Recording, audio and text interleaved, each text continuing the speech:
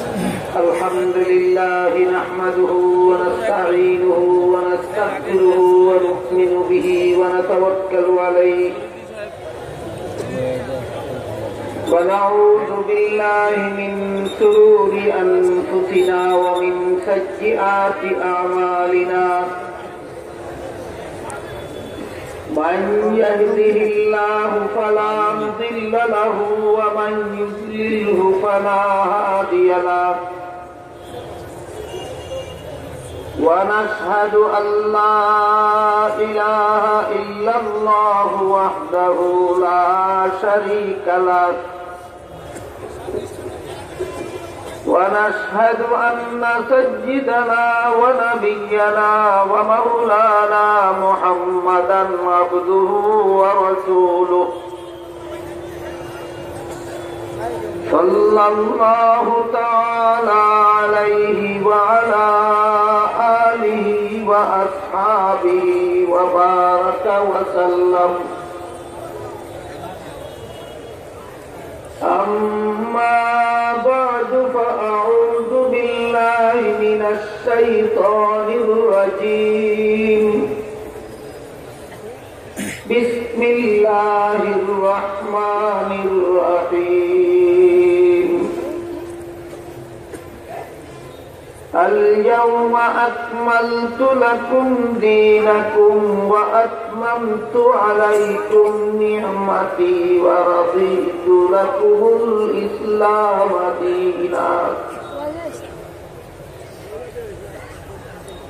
وقال رسول الله صلى الله عليه وسلم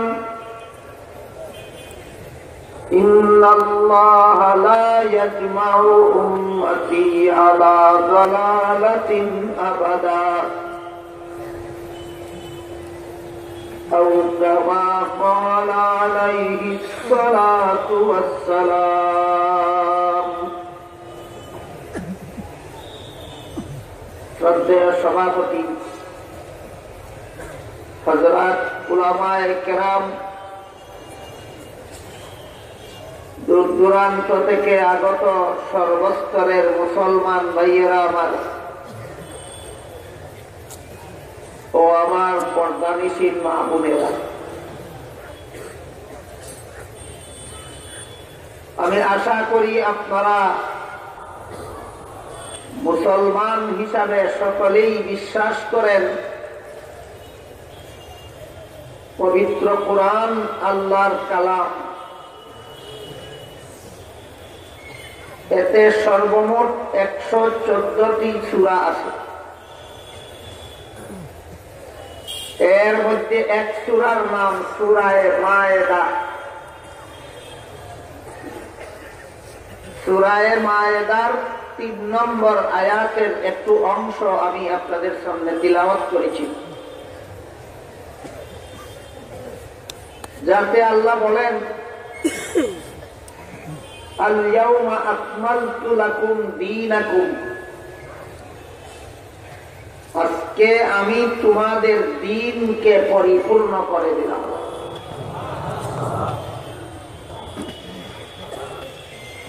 এখানে আজকে বলতে আল্লাহ কোন দিনটা বুঝাইলেন? যেদিন আয়াতটা নাযিল করেছিল। ইসলামের ইতিহাসে মহানবী মুহাম্মদুর রাসূলুল্লাহ সাল্লাল্লাহু আলাইহি ওয়াসাল্লামের বিদায় হজের ভাষণ নামে একটা প্রসিদ্ধ ঘটনা। সেই বিদায় হজের ভাষণের দিনে আল্লাহ আয়াতটি নাযিল করে বলেন আল-ইয়াউমা আকমালতু লাকুম দীনাকুম, আজকে আমি তোমাদের দ্বীনকে পরিপূর্ণ করে দিলাম।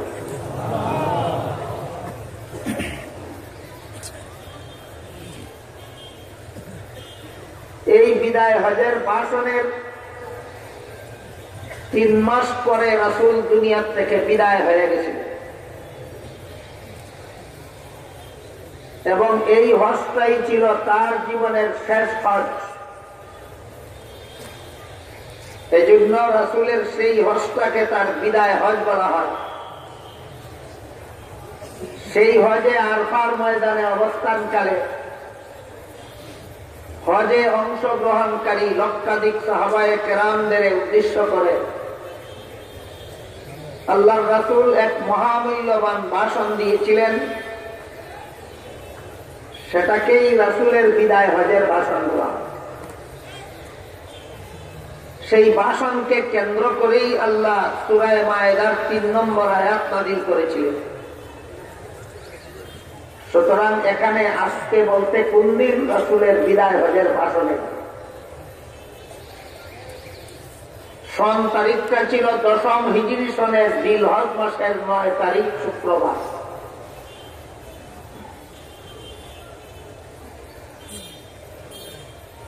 জিলহজ মাসের 10ম হিজরি সনের জিলহজ মাসের 9 তারিখ শুক্রবার আল্লাহ আয়াত নাযিল করে বলেন, আজকে আমি তোমাদের দ্বীনকে পরিপূর্ণ করে দিলাম। বুঝে থাকলে একটু দয়া করে বলুন তো, এখানে আজকে বলতে কোন দিন? রাসূলের বিদায় হজের ভাষণে। এই আয়াত নাযিল হওয়ার 3 মাস পরে রাসূল দুনিয়া থেকে বিদায় হয়ে গেছে। তাই আয়াতে বলেন তোমাদের দ্বীনকে পরিপূর্ণ করে দিলাম। এখানে যদি আমরা দ্বীন শব্দটাকে ধর্ম অর্থে ব্যবহার করি, তাহলে আয়াতের অর্থ দাঁড়ায় আজকে আমি তোমাদের ধর্মকে পরিপূর্ণ করে দিলাম। কিন্তু সমস্যা দাঁড়ায় আর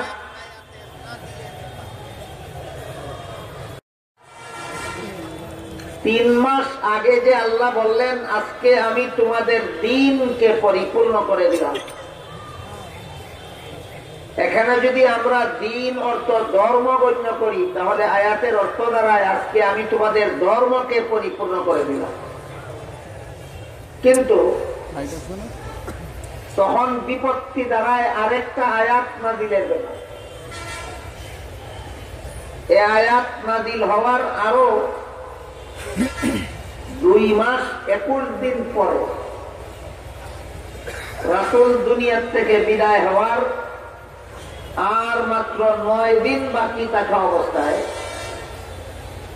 আল্লাহ আরেক আয়াত নাযিল করে বলেন, ওয়াত্তাকু ইয়াওমান তুরজাউনা ফীহি ইলাল্লাহ সুম্মা তুওয়াফা কুল্লু নাফসিন মা কাসাবাত ওয়া হুম লা ইউযলামুন। এর অর্থ হলো তোমরা ওই দিনকে ভয় করো যেদিন তোমাদের সবাইকে আল্লাহর কাছে ফিরে যেতে হবে এবং প্রতিটি মানুষকে আপন আপন কর্মফল ভোগ করতে হবে। কর্মফল দেওয়ার বেলায় কারো সাথে বিন্দু মাত্র অবিচার করা হবে না। এই আয়াতটা নাযিল হইল রাসূল দুনিয়া থেকে বিদায় হওয়ার মাত্র 9 দিন আগে। তাদের 3 মাস আগে যে আয়াত নাযিল হলো, সে আয়াতের অর্থ যদি হয় যে আজকে আমি তোমাদের ধর্মকে পরিপূর্ণ করে দিলাম, তাহলে প্রশ্ন দাঁড়ায় যে ধর্ম পরিপূর্ণ করে দেওয়ার ঘোষণা সম্বলিত আয়াত নাযিল হওয়ার আরো 2 মাস 21 দিন পরে যে আয়াতটা নাযিল হলো, সেইটা ধর্মের ভিতরে না বাইরে? যদি সে আয়াতটা আমাদের ধর্মের অন্তর্ভুক্ত হয়ে থাকে, তাহলে সেটা নাযিল হওয়ার আগেই ধর্ম পরিপূর্ণ হলো কিভাবে? আর যদি সেটাকে আমাদের ধর্মের বহির্ভূত গণ্য করা হয়, তাহলে এর অনিবার্য মর্ম দাঁড়ায় যে কোরআনে একটা আয়াত আছে যা আমাদের ধর্মের বহির্ভূত, যা হইতেই পারে না।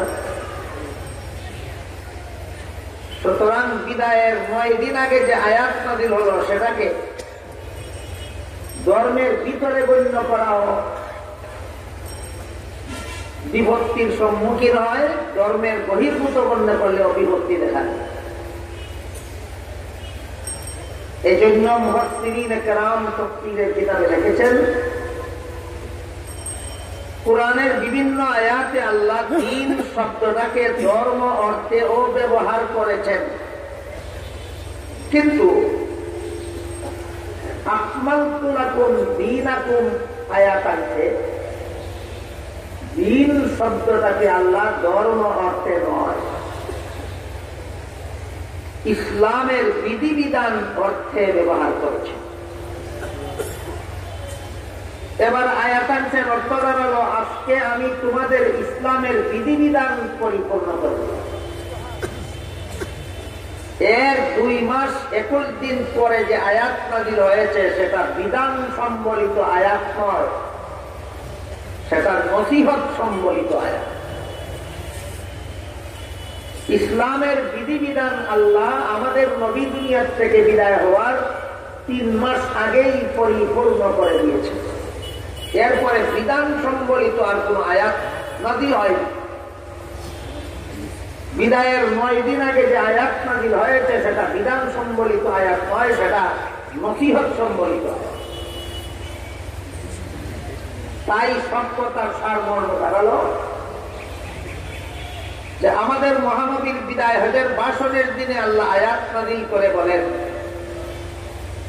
আজকে আমি তোমাদের ইসলামের যাবতীয় বিধিবিধান পরিপূর্ণ করেছি। ইসলামের বিধিবিধান পরিপূর্ণ, এই কথাটার প্রতি যার যত বেশি উদাসীনতা দেখা যাবে তাকেই তত বেশি ইসলামের বিধানের প্রতি অবজ্ঞাকারী হিসাবে পাওয়া যায়। আপনারা কি মনে করেন মানব জীবনের যত সমস্যা আছে সমস্ত সমস্যার সমাধানের জন্য ইসলামের বিধিবিধান অক্ষম না সক্ষম? সক্ষম। কিন্তু এই বিশ্বাসে বর্তমান দুনিয়ার অনেক দাবিদার মুসলমানেরাও একমত নয়। অনেক লোক সমাজে আছে যারা নিজেদেরকে নিজেরা মুসলমান হিসাবে পরিচয় দেয়, কিন্তু মানব জীবনের সকল সমস্যার সমাধানে ইসলামের বিধিবিধানকে পরিপূর্ণ মনে করে না। ইসলামের বিধিবিধান মানব জাতির সব সমস্যার সমাধানে সক্ষম মনে করে।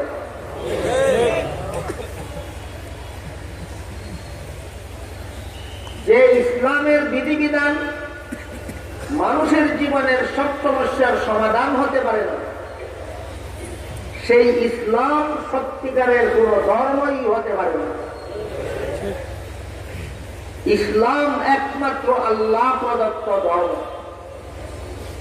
কাজেই আল্লাহ মানব জীবনের যাবতীয় সমস্যাবলীর সমাধান দিয়েই ইসলাম ধর্মকে পরিপূর্ণ করেছে। সুতরাং ইসলামের বিধিবিধান মানব জীবনের সব সমস্যার সমাধান। এ মর্মেই আল্লাহ আল ইয়াউমা আকমালতু লাকুম দীনাকুম বলেছেন, আজকে তোমাদের জন্য তোমাদের দ্বীনকে পরিপূর্ণ করে দিলাম, অর্থাৎ ইসলামের বিধিবিধান তোমাদের জীবনের সব সমস্যার সমাধানের জন্য যথেষ্ট করে দিলাম। হযরত আদম আলাইহিস সালাম থেকে নিয়ে মুহাম্মদুর রাসূলুল্লাহ সাল্লাল্লাহু আলাইহি ওয়াসাল্লাম পর্যন্ত লক্ষাধিক নবী রাসূলগণের মাধ্যমে আল্লাহ দুনিয়ার মানুষের কাছে একটি মাত্র ধর্ম প্রচার করিয়েছে, সেটা হলো ইসলাম। আদম আলাইহিস সালামের প্রচারিত ধর্ম ছিল ইসলাম।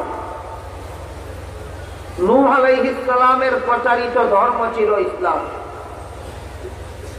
ইব্রাহিম আলাইহিস সালামের প্রচারিত ধর্ম ইসলাম। মুসা আলাইহিস সালামের প্রচারিত ধর্ম ইসলাম। ঈসা আলাইহিস সালামের প্রচারিত ধর্ম ইসলাম। মুহাম্মদুর রাসূলুল্লাহ সাল্লাল্লাহু আলাইহি ওয়াসাল্লামের প্রচারিত ধর্ম কাজেই একমাত্র ইসলাম ছাড়া আল্লাহর কাছে গ্রহণযোগ্য আর কোন ধর্ম না। ইসলাম ছাড়া আল্লাহর কাছে গ্রহণযোগ্য আর কোন ধর্ম নাই। বিষয়টা খুব পরিষ্কার ভাষায় আল্লাহ কোরআনে লেখা আছে বলে, মান ইয়াবতাগি গায়রাল ইসলামি দীনান ফালান ইউকবালা মিনহু ওয়া হুয়া ফিল আখিরাতি মিনাল খাসিরিন। অর্থাৎ ইসলাম ছাড়া আর কোন ধর্ম যদি কেউ পালন করে তা কখনো আল্লাহর কাছে গ্রহণযোগ্য হবে না। ভিন্ন ধর্ম পালনকারীরা পরকালে চিরস্থায়ী জাহান্নামী সাব্যস্ত হবে। সুতরাং বিষয়টা আল্লাহ পরিষ্কার ভাবে ঘোষণা দিলেন, একমাত্র ইসলাম ছাড়া আর কোন ধর্ম আল্লাহর কাছে গ্রহণযোগ্য নয়।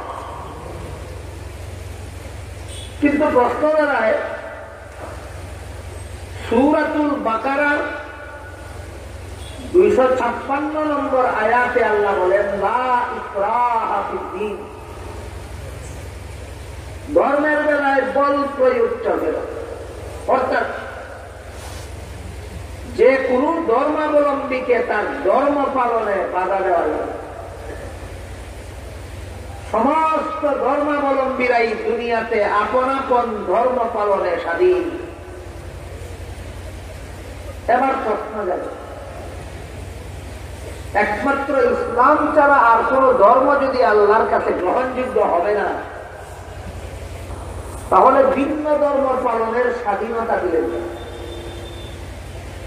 আর সমস্ত ধর্ম পালনের স্বাধীনতাই যদি দিলেন, তাহলে সেগুলি আল্লাহর কাছে গ্রহণযোগ্য হবে না কেন? প্রশ্নের জবাব সহজে বোঝার জন্য আমি একটা উদাহরণ দিচ্ছি। যে কোনো শিক্ষা প্রতিষ্ঠানের ছাত্রদের যখন পরীক্ষা গ্রহণ করা হয়, পরীক্ষার্থী ছাত্ররা যখন পরীক্ষার হলে পরীক্ষা দিতে বসে, সমস্ত ছাত্ররাই কি প্রশ্নের সঠিক জবাব লেখে না অনেকে ভুলও লেখে? যারা ভুল লেখে এদেরকে বাধা দেওয়া হয় না লেখার পূর্ণ স্বাধীনতা দেওয়া হয়? এই স্বাধীনতা দেওয়ার মানে কি পাস করবে? তাইলে যে লেখা লেখলে পাস করবে না এমন লেখার স্বাধীনতা দিল কেন? এই প্রশ্নের যেই জবাব, যে ধর্ম পালন করলে জাহান্নামে যাবে সেই ধর্ম পালনের স্বাধীনতা দিল কেন? ওই প্রশ্নেরও সেই জবাব। উভয় প্রশ্নের একই জবাব। পরীক্ষার হলে যেভাবে ছাত্রদের প্রশ্নের জবাব ভুল লেখার স্বাধীনতা দেওয়া হয়, গ্রহণযোগ্যতার কারণে নয়, শুধুমাত্র নিয়ম রক্ষার জন্য, তেমনি ভাবে দুনিয়াতে ভ্রান্ত ধর্ম পালনকারীদের ধর্ম পালনের স্বাধীনতা দেওয়া হয়, গ্রহণযোগ্যতার জন্য নয়, শুধু নিয়ম রক্ষার জন্য। পরীক্ষার হলে ভুল লেখার স্বাধীনতা পেয়ে যারা ইচ্ছা মতো ভুল লিখবে, এদের কপালে যেমন পুরার দিন ছাড়া আর কিছু নাই, ঠিক তেমনি ভাবে পৃথিবীতে যারা ভ্রান্ত ধর্ম পালনের স্বাধীনতা পেয়ে ইচ্ছা মতো ভ্রান্ত ধর্ম পালন করবে, এদের কপালেও জাহান্নাম ছাড়া আর কিছু না।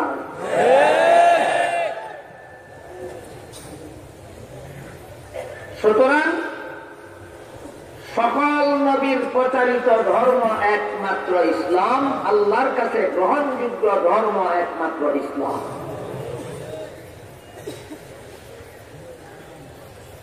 এবার বুঝে থাকলে বলুন তো, শুধু আমাদের নবীর প্রচারিত ধর্মের নাম ইসলাম না সকল নবীর প্রচারিত ধর্মই ইসলাম? তাহলে তাদের ইসলামের বিধিবিধান কি অপূর্ণ ছিল? আল্লাহর ধর্মের বিধান কোনদিন অপূর্ণ হতে পারে না।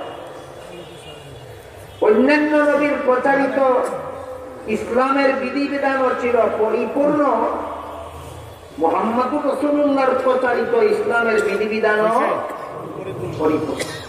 কিন্তু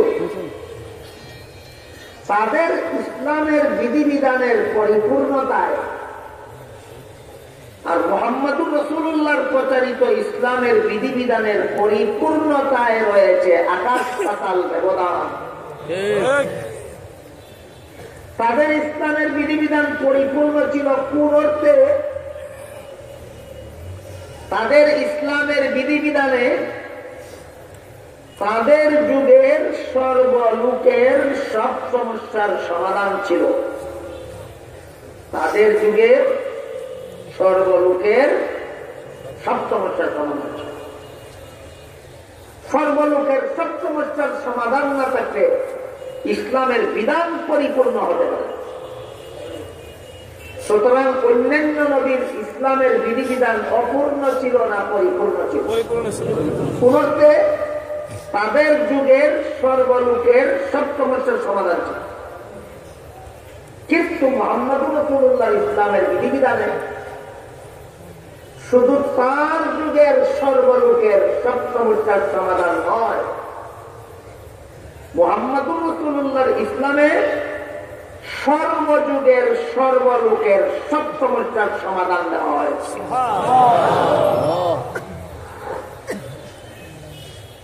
ইব্রাহিম আলাইহিস সালামের ইসলাম ধর্মে তার যুগের সর্বলোকের সব সমস্যার সমাধান ছিল, পরবর্তী যুগের অনাগত কোন সমস্যার অগ্রিম সমাধান ছিল। মুসা আলাইহিস সালামের ইসলামী বিধিবিধান তার যুগের সর্বলোকের সব সমস্যার সমাধান ছিল, পরবর্তী যুগের অনাগত কোন সমস্যার অগ্রিম সমাধান ছিল। ঈসা আলাইহিস সালামের ইসলাম ধর্মে ইসলামের বিধিবিধানে তার যুগের সর্বলোকের সব সমস্যার সমাধান ছিল, পরবর্তী যুগের অনাগত সমস্যার কোন অগ্রিম সমাধান ছিল না। কিন্তু মুহাম্মদুর রাসূলুল্লাহর ইসলাম ধর্মের বিধিবিধান এমন ভাবে পরিপূর্ণ করে দেওয়া হয়েছে যে কিয়ামত পর্যন্ত মানব জীবনে আরো যত নতুন নতুন সমস্যা আসবে সবগুলির অগ্রিম সমাধান দিয়ে মুহাম্মদুর রাসূলুল্লাহর ইসলামী বিধানকে পরিপূর্ণ করে দেওয়া হয়েছে। এই ব্যবধান কেন করা হয়েছে? অন্যান্য নবীর ইসলাম ধর্মে সর্বযুগের সব সমস্যার সমাধান ছিল, শুধু তাদের যুগের, পরবর্তী যুগের ছিল না কেন? তার কারণ হল তাদের যুগ পরিবর্তনের কারণে নতুন যুগ দুনিয়াতে আসলে পরে নতুন সমস্যা যখন মানুষের জীবনে দেখা দিত, আল্লাহ নতুন সমাধান দিয়ে নতুন নবী পাঠিয়ে দিত। আবার যখন নতুন কোন সমস্যা দেখা দিত, নতুন সমাধান দিয়ে নতুন নবী পাঠিয়ে দিবে। মুহাম্মদুর রাসূলুল্লাহ দুনিয়ার থেকে বিদায় হওয়ার পর কিয়ামত পর্যন্ত মানুষের জীবনে যখন কোন নতুন সমস্যা দেখা দেবে, নতুন সমাধান দিয়ে নতুন নবী পাঠাবার ব্যবস্থা আছে। সুতরাং একমাত্র এই নবীর ইসলামে অনাগত সমস্যাগুলির, মানব জীবনের অনাগত সমস্যাগুলির অগ্রিম সমাধান দিয়া মুহাম্মদুর রাসূলুল্লাহর ইসলামী বিধিবিধানকে পরিপূর্ণ করে দেওয়া হয়েছে। এর একটা সহজ উদাহরণ, আমাদের বর্তমান বাংলাদেশের একটা সমস্যা ছিল, যে সমস্যা কুরআন নাযিল হওয়ার সময়ে মুহাম্মদুর রাসূলুল্লাহর জীবদ্দশায় ছিল। যখন আমাদের নবীর কাছে আজ থেকে প্রায় ১৫০০ বছর আগে কুরআন নাযিল হচ্ছিল, তখন পৃথিবীর মানচিত্রে বাংলাদেশ নামে কোন দেশও ছিল না, এবং বর্তমানে আমাদের একটা সমস্যা আছে, এই সমস্যাটাও ছিল। বর্তমানে বাংলাদেশের যত সমস্যা আছে এর মধ্যে একটা সমস্যা হল বর্তমান বাংলাদেশের জনসংখ্যার মধ্যে যে পরিমাণ পুরুষ আছে এর চেয়ে কমপক্ষে 50 লক্ষ নারী বেশি আছে। যদি বর্তমান বাংলাদেশের লোক সংখ্যা হয় ধরে নিলাম 16 কোটি, তাহলে আপনারা কি মনে করেন 8 কোটি নারী আর 8 কোটি পুরুষ? 7 কোটি 75 লক্ষ পুরুষ এবং 8 কোটি 25 লক্ষ নারী। তাহলে বাংলাদেশের জনসংখ্যার মধ্যে নারীর সংখ্যা পুরুষের চেয়ে কি পরিমাণ বেশি? 50 লক্ষ। এই 7 কোটি 75 লক্ষ পুরুষের কাছে 7 কোটি 75 লক্ষ নারীকে বিয়ে দিলে প্রত্যেকটা পুরুষই একটা করে স্ত্রী পাইল কিনা? পাইল না? পাইল না? সর্বমোট পুরুষের সংখ্যা 7 কোটি 75 লক্ষ। 7 কোটি 75 লক্ষ নারীকে যদি 7 কোটি 75 লক্ষ পুরুষের কাছে বিয়ে দেওয়া হয়, তাহলে প্রত্যেকটা পুরুষই একটা করে স্ত্রী পাইল। স্বামী হওয়ার বাকি রইল আরো কতজন নারী? আরো 50 লক্ষ নারী বাকি রইল স্বামী পাওয়ার। এদের ভাগে আর একজন স্বামী হওয়ার মতো পুরুষ নারী। সমস্যাটা বাংলাদেশে রাসূলের যুগেই দেখা দিয়েছিল না বর্তমানে আমাদের যুগে দেখা দিল? অগ্রিম সমাধান দিয়া রাসূলের যুগেই আল্লাহ কোরআনের আয়াত নাযিল করে বলেন, ফানকিহু মা তাবা লাকুম মিনান নিসাই মাসনা ওয়া সুলাসা ওয়া রুবা। সুবহানাল্লাহ। পুরুষেরা তোমরা একাধিক স্ত্রী রাখতে পারো। পুরুষে একাধিক স্ত্রী রাখতে পারে। এই ইসলামের এই বিধান বাংলাদেশের 50 লক্ষ নারীর স্বামী পাওয়ার সমস্যা দেখা দেওয়ার 1500 বছর আগেই আল্লাহ ইসলামে এই বিধান রেখে দিয়েছেন, পুরুষ একাধিক স্ত্রী রাখতে পারে। সেদিন যদি ইসলামে এই বিধান দেওয়া হইত না, বর্তমান বাংলাদেশের 50 লক্ষ নারীর কপালে জীবনে একটা স্বামীও যুক্ত না। বুঝে থাকলে বলুন, সমস্যাটা দেখা দিল কবে আর সমাধান দেওয়া হয়েছিল কবে? সমস্যা দেখা দিল 1500 বছর পরে, অগ্রিম সমাধান দেয়া আছে পুরাণে 1500 বছর আগে। এই বিষয়গুলি যারা শিখে না, জানে না, পড়ে না, বুঝে না, এরাই মূর্খের মতো আপত্তি উঠায়। নারীকে যেহেতু একের বেশি স্বামী রাখার বিধান ইসলামে নাই, তাই পুরুষকে একের বেশি স্ত্রী রাখার বিধান ইসলাম কেন দিল? নারী পুরুষের বেলায় বিধান দিতে ইসলাম এই বৈষম্য কেন করল? নারী পুরুষের বিধান সমান সমান হইল না বৈষম্যমূলক? সমান সমান হইল। নারী একের বেশি স্বামী রাখার বিধান ইসলামে না, পুরুষ একের বেশি স্ত্রী রাখার বিধান ইসলামে আছে। সুতরাং নারী পুরুষের বিধান সাম্যমূলক বিধান হইল না বৈষম্যমূলক বিধান হইল। নারী পুরুষের বেলায় ইসলামী বিধানে এই বৈষম্য কেন করা হইল? এই প্রশ্ন যারা উত্থাপন করে এরা জ্ঞান পাপী ছাড়া আর কিছু নয়। যদি এই বৈষম্য না থাকত, তাহলে বর্তমান বাংলাদেশের 50 লক্ষ নারীর কপালে জীবনে একটা স্বামীও যুক্ত নয়। তাহলে নারীকে একের বেশি স্বামী রাখার অধিকার যে ইসলামী বিধানে দেওয়া হয়নি, সেই ইসলামী বিধানে পুরুষকে একের বেশি স্ত্রী রাখার অধিকার দেওয়া হলো কার স্বার্থে? নারীর স্বার্থে। একমাত্র ইসলামী বিধানে নারীর স্বার্থ সংরক্ষিত। ইসলামের দুশমনদের কাছে নারীর স্বার্থ সংরক্ষিত নয়।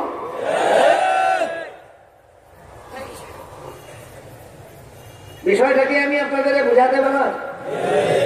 বুঝাতে বলুন তো, একটা পুরুষকে একের বেশি স্ত্রী রাখার অধিকার ইসলামী বিধানে দেওয়া হলো কার স্বার্থে? নারীর স্বার্থে, পুরুষের স্বার্থে। আজ থেকে ১,৫০০ বছর আগে যদি ইসলামী বিধানে নারীর এই স্বার্থ সংরক্ষিত না হতো, তাহলে বর্তমান বাংলাদেশের ৫০ লক্ষ নারীর কপালে জীবনে একটা স্বামীও জুটত না। তাইলে নারী পুরুষের বিধানে ইসলাম বৈষম্য করে কেন? নারীর স্বার্থে, পুরুষের স্বার্থে না, নারীর স্বার্থে।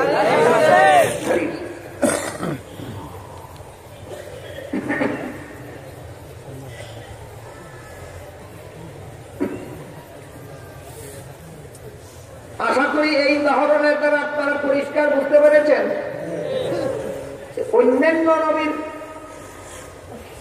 ইসলামের বিধিবিধানের পরিপূর্ণতা ব্যাখ্যায় আর মুহাম্মদুর রাসূলুল্লাহর প্রচারিত ইসলামের বিধিবিধানের পরিপূর্ণতার ব্যাখ্যায় রয়েছে আকাশ পাতাল ব্যবধান। তাদের ইসলামের বিধিবিধান পরিপূর্ণ ছিল এই মর্মে যে তাদের ইসলামী বিধিবিধানে তাদের যুগের সর্বলোকের সব সমস্যার সমাধান ছিল, পরবর্তী যুগের অনাগত সমস্যার কোন অগ্রিম সমাধান ছিল না।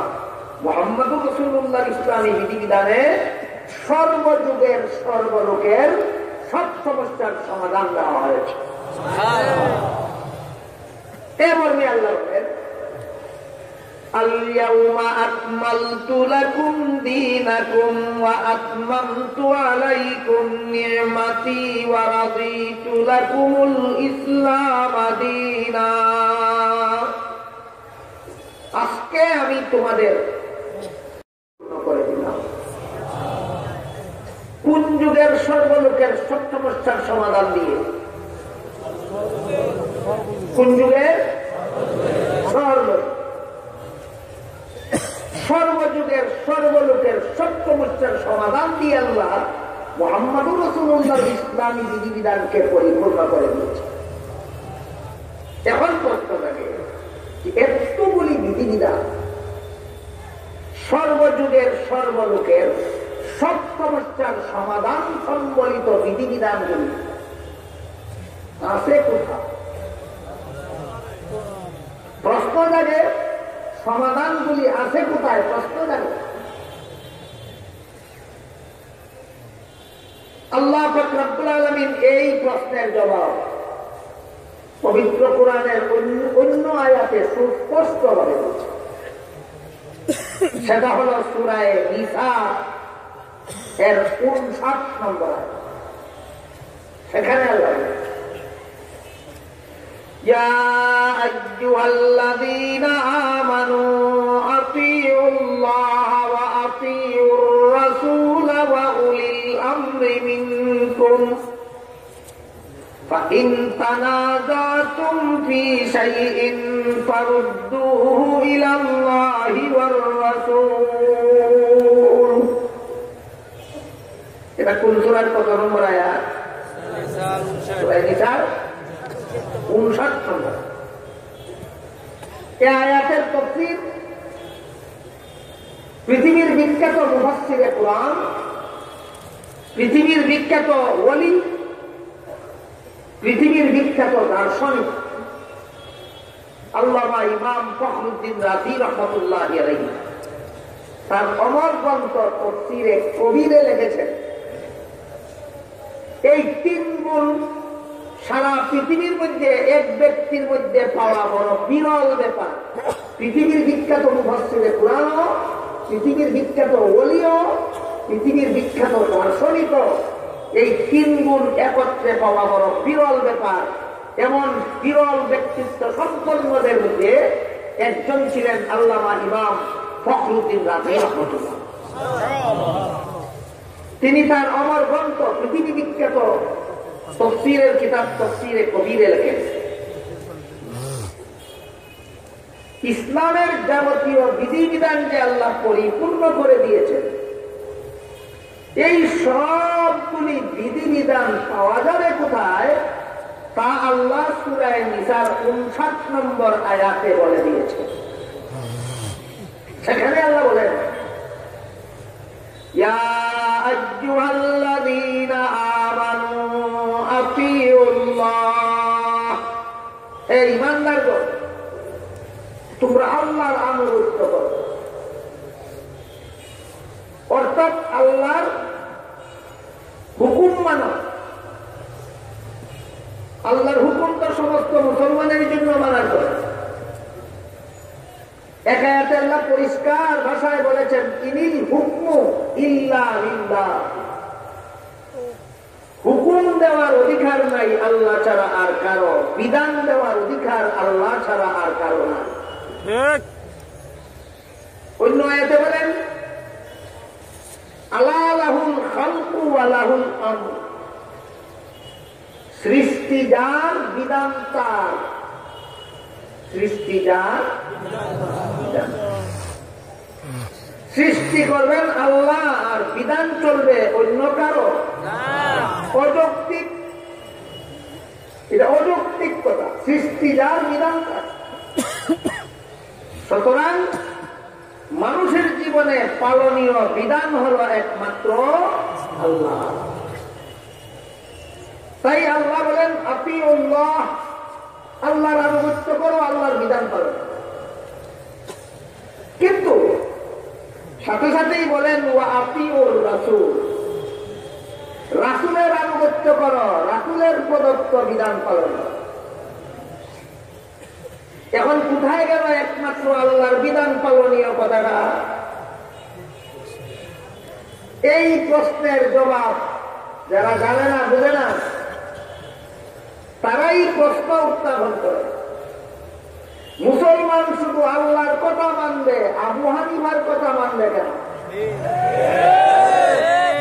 মুসলমান শুধু আল্লাহর কথা মানবে, ইমাম শাফিঈর কথা মানবে কেন? মুসলমান শুধু আল্লাহর কথা মানবে, ইমাম মালিকের কথা মানবে কেন? মুসলমান শুধু আল্লাহর কথা মানবে, ইমাম আহমদ ইবনে হাম্বলের কথা মানবে কেন? সুতরাং আল্লাহর কথা মানার পাশাপাশি অন্য কারো কথা মানলে শিরিক হবে। তাই হানাফি মাযহাব পালন করা ও শিরিক, শাফিঈ মাযহাব পালন করা ও শিরিক, মালিকি মাযহাব পালন করা ও শিরিক, হাম্বলি মাযহাব পালন করা ও শিরিক। এই কথাগুলি একদল গণ্ডমূর্খ বর্তমান সমাজে বলে।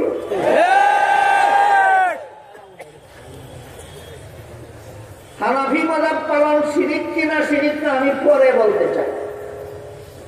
এর আগে বলতে চাই, আল্লাহ ছাড়া আর কারো হুকুম মানা যদি শিরিক হয়, তাহলে সূরা নিসার 59 নম্বর আয়াতে আল্লাহ আল্লাহর হুকুম মানো বলার সাথে সাথেই রাসূলের হুকুম মানো বললেন কেন? রাসূলের শরীকদার করলে কি শিরিক হয় না? রাসূলের বেলায় তোমাদের যেই জবাব, আবু হানিফার বেলায় আমাদেরও সেই জবাব। তবে আগে রাসূলের জবাবটা বলেন। সূরা নিসার 59 নম্বর আয়াতে আল্লাহ প্রথমেই বলেন আতিউল্লাহ, আল্লাহর আনুগত্য করো। সাথে সাথে বলেন ওয়া আতিউর রাসূল, রাসূলের আনুগত্য। আল্লাহর আনুগত্য কি মুসলমানের জন্য যথেষ্ট নয়?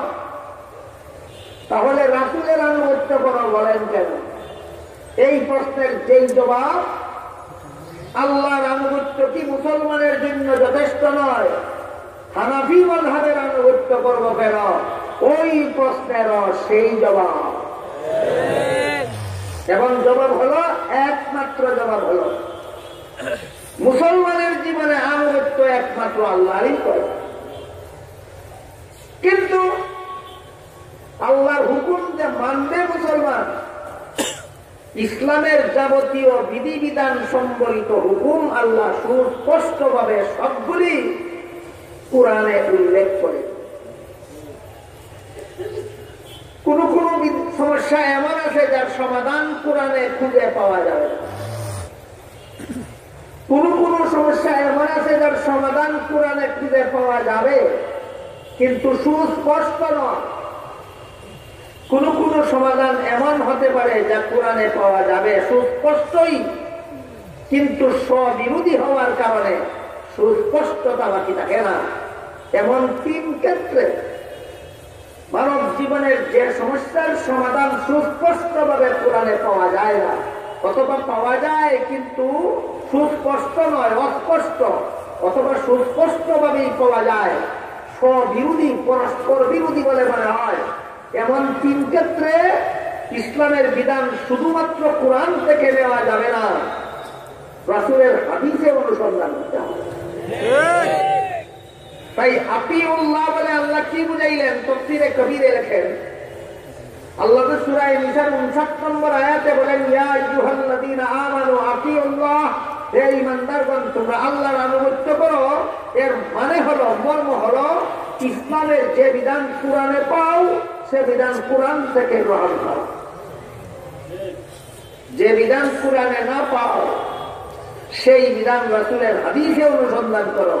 যদি হাদিসে পাও তাহলে ইসলামের সেই বিধান রাসূলের হাদিস থেকে গ্রহণ করা বোঝাবার জন্য আল্লাহ ওয়া আতিউর রাসূল বলেছেন। ইসলামের যে বিধান রাসূলের হাদিসে পাও সেই বিধান রাসূলের হাদিস থেকে গ্রহণ করো। কাজেই রাসূল নিজের পক্ষ থেকে কোনো বিধান দেন না, আল্লাহর বিধানের এই ব্যাখ্যা দেন মাত্র। সুতরাং রাসূলের আনুগত্য করাই আল্লাহর আনুগত্য করারই নামান্ত। আরো পরিষ্কার ভাবে আল্লাহ কথার অন্য আয়াতে বলেছেন, মান ইউতির রাসূলা ফাকাদ আতা আল্লাহ, রাসূলের আনুগত্যই আল্লাহর আনুগত্য, রাসূলের আনুগত্যই আল্লাহর আনুগত্য। রাসূল যদি নিজের পক্ষ থেকে কোনো বিধান দেন না, আল্লাহর বিধানের এই ব্যাখ্যা দেন, যে কারণে রাসূলের আনুগত্যই আল্লাহর আনুগত্য হয়, তাহলে আল্লাহর আনুগত্য করো বলার সাথে সাথে রাসূলের আনুগত্য করো বললে রাসূলকে কি আল্লাহর সাথে শরীকদার সাব্যস্ত করা হয়? যে সমস্ত ভাইয়েরা, আমি প্রথমে আল্লাহ বলেন আল্লাহর আনুগত্য করো, সাথে সাথেই বলেন রাসূলের আনুগত্য করো। রাসূলকে আল্লাহর সাথে শরীকদার সাব্যস্ত করা হলো না আল্লাহর বিধানের ব্যাখ্যাকারী সাব্যস্ত করা হলো? আল্লাহর বিধানের ব্যাখ্যাকারী সাব্যস্ত করা হলো। সুতরাং আল্লাহর বিধানের ব্যাখ্যা যদি দেন, তার ব্যাখ্যা মানার নাম আল্লাহর সাথে শরীকদার সাব্যস্ত করা নয়। তারপর আল্লাহ বলেন ওয়া উলিল আমরি মিনকুম, প্রথমে বলেছেন আল্লাহর আনুগত্য করো, তারপরে বলেছেন রাসূলের আনুগত্য করো, তারপরে বলেছেন তোমাদের উলুল আমরদের আনুগত্য করো। উলুল আমরের বিভিন্ন ব্যাখ্যা তাফসীরের কিতাবে লেখা আছে, এর মধ্যে থেকে 2টা ব্যাখ্যা আপনাদের শোনাই। উলুল আমরের এক ব্যাখ্যা হলো সরকার, আল্লাহর বিধান পালন করো, রাসূলের বিধান পালন করো, সরকারের বিধান পালন করো। তবে সরকারের বিধান পালন করার বেলায় 2টা শর্ত আছে। বিনা শর্তে না 2 শর্তে? 2 শর্তে। 1 নম্বর শর্ত হল, সরকারের বিধান যদি জনকল্যাণমূলক হয়, দেশের উন্নয়নমূলক হয়। সরকারের বিধান পালনীয় হবে কখন? জনগণের অকল্যাণজনক হলে না কল্যাণজনক হলে? দেশের ক্ষতিকর হলে না উন্নয়নমূলক হলে? একটা শর্ত। আরেকটা শর্ত হল, সরকারের বিধান যদি আল্লাহর বিধানের পরিপন্থী না হয়, সরকারের বিধান যদি আল্লাহর বিধানের পরিপন্থী না হয়। পরিষ্কার ভাষায় হাদিস শরীফে আল্লাহ রাসূল বলেছেন, লা তাআতা লিমাখলুকিন ফি মাসিয়াতিল খালিক, যার বিধান মানলে আল্লাহর বিধান লঙ্ঘন হয় তার বিধান মানা যাবে না। যার বিধান মানলে আল্লাহর বিধান লঙ্ঘন হয় তার বিধান মানা যাবে না। এই 2 শর্তে সরকারের বিধান পালনের জন্য আল্লাহ ওয়া উলিল আমরি মিনকুম বলে নির্দেশ দিয়েছেন। উলুল আমরের আরেক ব্যাখ্যা তাফসীরে কবীরে লিখেছেন, উম্মতের ইজমা। কথাটা পরিষ্কার ভাবে বোঝার জন্য স্মরণ রাখতে হবে আপনাদের, মানব জীবনের কোন সমস্যার সমাধান যদি কোরআনে খুঁজে পাওয়া না যায়, দেখতে হবে রাসূলের হাদিসে খুঁজে পাওয়া যায় কিনা। রাসূলের হাদিসেও খুঁজে পাওয়া না যায়, তাহলে কোরআন হাদিসের আলোকে সেই বিধান উদ্ভাবন করার জন্য আল্লাহ পাক রব্বুল আলামিন সূরা নিসার ৮৩ নম্বর আয়াতে একদল মানুষের হাতে দায়িত্ব অর্পণ করেছেন, যাদেরকে ইসলামের পরিভাষায় মুজতাহিদিন বলা হয়। মানব জীবনের কোন সমস্যার সরাসরি সমাধান যদি কোরআনে অনুসন্ধান করে পাওয়া না যায়, রাসূলের হাদিসেও যদি অনুসন্ধান করে পাওয়া না যায়, তাহলে সেই সমাধান মন গড়া ভাবে বের করার জন্য না কোরআন হাদিসের আলোকে উদ্ভাবন করার জন্য? কোরআন হাদিসের আলোকে উদ্ভাবন করার জন্য আল্লাহ নিজেই সূরা নিসার ৮৩ নম্বর আয়াতে একদল মানুষের হাতে অর্পণ করেছেন।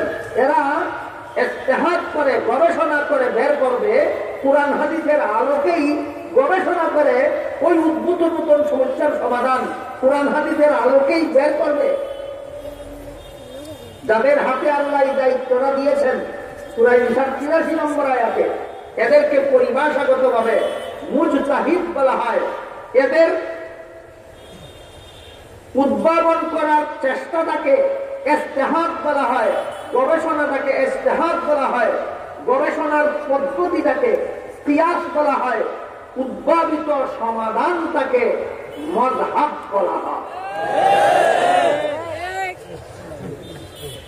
এই সমস্ত লোকেরা নতুন নতুন সমস্যার সমাধান কোরআন হাদিসে সরাসরি না পেয়ে কোরআন হাদিসের আলোকে উদ্ভাবন করতে গিয়ে যদি ঐক্যবদ্ধ সমাধান বের করতে পারেন, এই সমাধানটাকে ইসলামের পরিভাষায় উম্মতের ইজমা বলা হয়।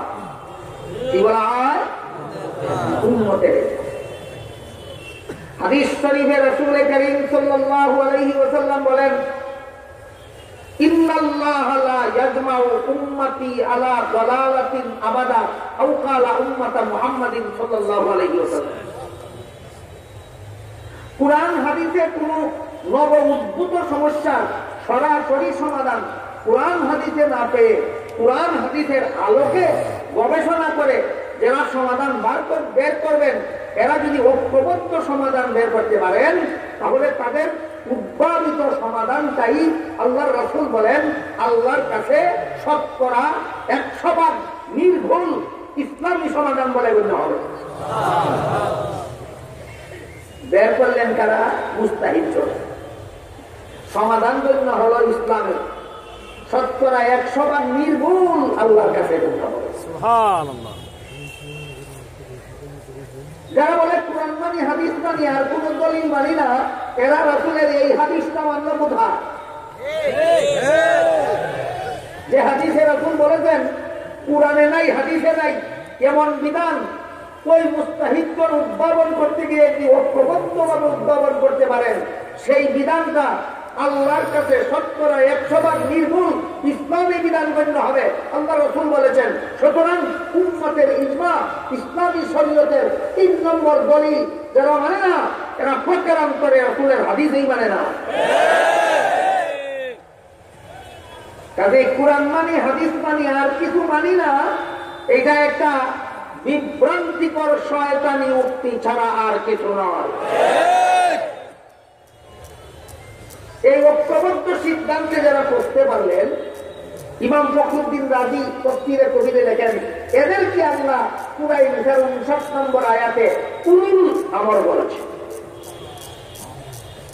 সারবার দাঁড়াইল ইসলামের যে বিধান আল্লাহর কোরআনে পাও সেই বিধান কোরআন থেকে গ্রহণ করো, যে বিধান রাসূলের হাদিসে পাও সেই বিধান রাসূলের হাদিস থেকে গ্রহণ করো, যে বিধান উম্মতের ইজমায় পাও সেই বিধান উম্মতের ইজমাত থেকে গ্রহণ করো।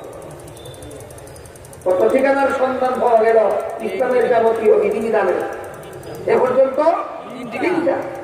তারপরে আল্লাহ ফাইন তানাযাতুম ফি শাইইন ফারুদ্দুহু ইলাল্লাহি ওয়া রাসূল। কোরআন হাদিসে সরাসরি নব উদ্ভূত কোন সমস্যার সমাধান না পেয়ে উদ্ভাবন করার দায়িত্ব যাদেরকে দেওয়া হলো, এরা যদি ঐক্যবদ্ধ সমাধান বের করতে না পারে, এরা যদি ভিন্ন ভিন্ন মুস্তাহিদ যদি ভিন্ন ভিন্ন পরিপূর্ণ সমাধান বের করে, তাহলে এক একজন মুজতাহিদের উদ্ভাবিত এক একটা সমাধানকেই পরিভাষাগত ভাবে ইমামগণের মাযহাব বলা হয়। তাফসীরে কবিরে দেখেন, এটা হলো ইসলামী বিধানের চতুর্থ বিধান। সূরা নিসার 59 নম্বর আয়াতে আল্লাহ পরিষ্কার করে ইসলামের যাবতীয় বিধিবিধানের 4 ঠিকানা শনাক্ত করে দিলেন। এবার বলুন, সূরা মায়েদার 3 নম্বর আয়াতে আল্লাহ বলেছিলেন, আজকে তোমাদের ইসলামের যাবতীয় বিধিবিধান পরিপূর্ণ করে দিলাম। একমাত্র ঠিকানায় না 4 ঠিকানা? 4 ঠিকানায়। প্রথম ঠিকানার নাম আল্লাহর কোরআন, দ্বিতীয় ঠিকানার নাম রাসূলের হাদিস, তৃতীয় ঠিকানার নাম উম্মতের ইজমা, চতুর্থ ঠিকানার নাম ইমামগণের মাযহাব। চতুর্থ ঠিকানার নাম ইমামগণের মাযহাব। ইসলামের যাবতীয় বিধিবিধান পাওয়ার 4টা ঠিকানা চিহ্নিত করে দিয়েছেন আল্লাহ। কোন সূরার কত নম্বর আয়াতে?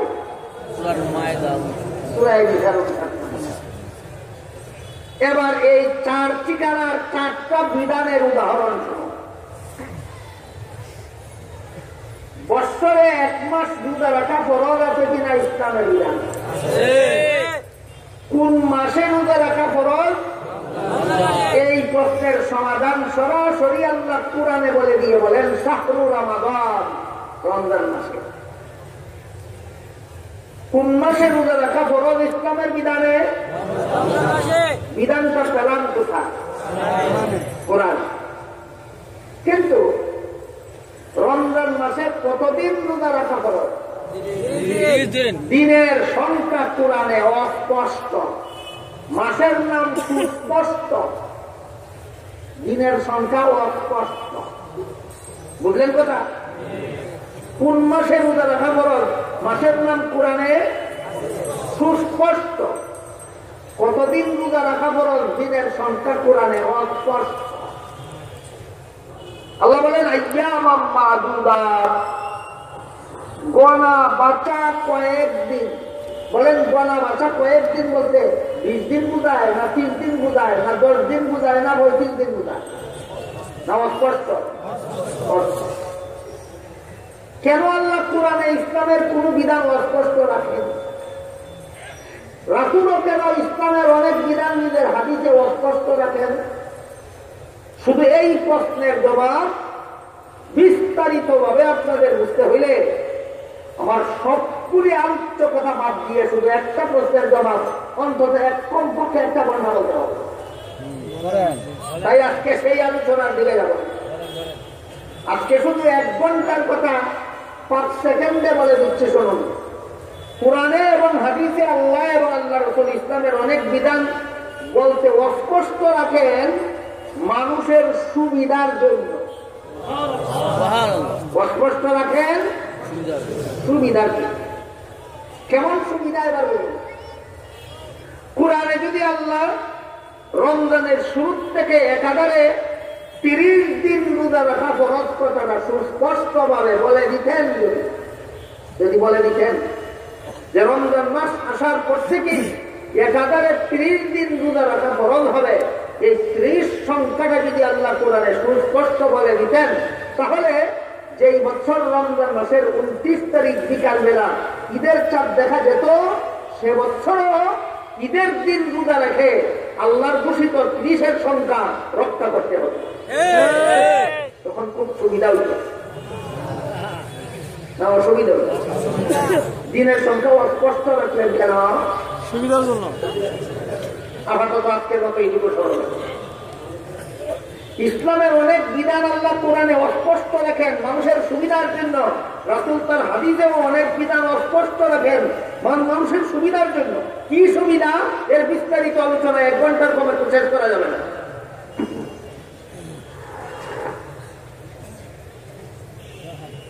তাই হাদিস শরীফে রাসূল করিম সাল্লাল্লাহু আলাইহি ওয়াসাল্লাম এই দিনের সংখ্যার ব্যাখ্যা করে দিয়েছেন। রাসূল বলেন, যে বছর রমজান মাসের 29 তারিখ বিকাল বেলা ঈদের চাঁদ দেখা যাবে, সেই বছর 29 রোজা রাখতে হবে। যে বছর 29 তারিখ বিকাল বেলা ঈদের চাঁদ দেখা যাবে না, সে বছর তিনি সুদ আসতে হবে। দিনের সুস্পষ্ট সংখ্যা কোরআনে পাইলাম না হাদিসে পাইলাম? হাদিসে পাইলাম।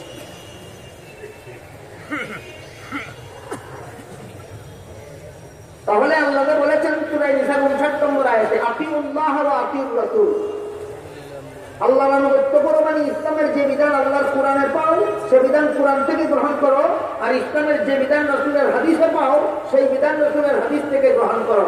এই দুইটা উদাহরণ পাইলাম। কোন মাসে রোজা রাখা ফরজ? আল্লাহর এই বিধান সরাসরি কোরআনে পেয়েছি, রমজান মাস, এটা কোরআন থেকে গ্রহণ করেছি। আর কোন বছর 29 রোজা ফরজ আর কোন বছর 30 রোজা ফরজ, এই প্রশ্নের সমাধান কোরআনে পেলাম না, পেয়েছি রাসূলের হাদিসে, সুতরাং সেটা রাসূলের হাদিস থেকে গ্রহণ করেছি। এবার দেখো, রাসূল দুনিয়া থেকে বিদায় হওয়ার পর তার প্রথম খলিফা কে হবেন? এই প্রশ্নের জবাব কোরআনের কোন আয়াতে নেই, সুস্পষ্টভাবে রাসূলের কোন হাদিসেও নেই। আয়াতে তো সুস্পষ্টভাবেও নাই, অস্পষ্টভাবে। সুস্পষ্টভাবে রাসূলের হাদিসেও নাই যে রাসূলের ইন্তেকালের পরে তার প্রথম খলিফা, যুদ্ধ খলিফা কে হবেন। হাদিসেও সুস্পষ্টভাবে এই প্রশ্নের সমাধান নাই। তাই রাসূলের ইন্তেকালের পর সাহাবায়ে কেরাম সূরা নিসা 83 নম্বর আয়াতের নির্দেশ মতো কোরআন হাদিসের আলোকে সমাধান উদ্ভাবন করার জন্য গবেষণায় বসলেন। কোন সূরার কত নম্বর আয়াতের নির্দেশ মতো? সূরা নিসা 83 নম্বর আয়াতের নির্দেশ, কোরআন হাদিসের যে বিষয়ের সুস্পষ্ট সমাধান না পাও সেই বিষয়ে কোরআন হাদিসের আলোকে ইজতিহাদ করে উদ্ভাবন করা আল্লাহর পক্ষ থেকে দায়িত্ব দেওয়া। সাহাবায়ে কেরাম উদ্ভাবন করতে বসলেন। কোন হাদিসের আলোকে উদ্ভাবন করলেন সেই হাদিসটা বুখারী শরীফে উল্লেখ আছে। আল্লাহর রাসূল সাল্লাল্লাহু আলাইহি ওয়াসাল্লাম যখন অন্তিম শয্যায় শায়িত ছিলেন, অসুস্থতার কারণে মসজিদে নামাজের ইমামতি করার জন্য যেতে পারছিলেন না, তখন রাসূলের পক্ষ থেকে মসজিদের নামাজের ইমামতির জন্য আবু বকর রাদিয়াল্লাহু আনহুকে দায়িত্ব প্রদান করেছিলেন, প্রতিনিধি নিযুক্ত করেছিলেন। বাংলায় বলে প্রতিনিধি, কোরআন হাদিসের ভাষায় বলে খলিফা। বলেন রাসূল ইন্তেকালের আগেই নামাজের জামাতের জন্য কাকে তার খলিফা নিযুক্ত করেছিলেন? আবু বকর। ইন্তেকালের পরে সমস্ত সাহাবায়ে কেরাম এই হাদিসের আলোকে বের করলেন যে নামাজের জামাতের জন্য যে আবু বকরকে আল্লাহ রাসূল খলিফা নিযুক্ত করেছিলেন, গোটা মুসলমান সমাজের জন্য একমাত্র সেই আবু বকর রাসূলের যোগ্য খলিফা হতে পারে। সমস্ত সাহাবায়ে কেরামের ঐক্যবদ্ধ সিদ্ধান্ত, একমাত্র আবু বকর রাসূলের প্রথম যোগ্য খলিফা। ইসলামের এই বিধানটা কোরআনে পাইলাম না হাদিসে পাইলাম না উম্মতের ইজমা? উম্মতের ইজমা। তাই আল্লাহ বলেন আতিউল্লাহ ওয়া আতিউর রাসূলা ওয়া উলিল আমরি মিনকুম। ইসলামের যে বিধান আল্লাহর কোরআনে পাও সে বিধান কোরআন থেকে গ্রহণ করো, যে বিধান রাসূলের হাদিসে পাও তা রাসূলের হাদিস থেকে গ্রহণ করো, যে বিধান উম্মতের ইজমায় পাও সেই বিধান উম্মতের ইজমাত থেকে গ্রহণ করো। আল্লাহর কোরআনে পাইলাম কোন মাসে রোজা রাখা ফরজ, রাসূলের হাদিসে পাইলাম কতদিন রোজা রাখা ফরজ, উম্মতের ইজমায় পাইলাম আবু বকর রাসূলের প্রথম যোগ্য খলিফা।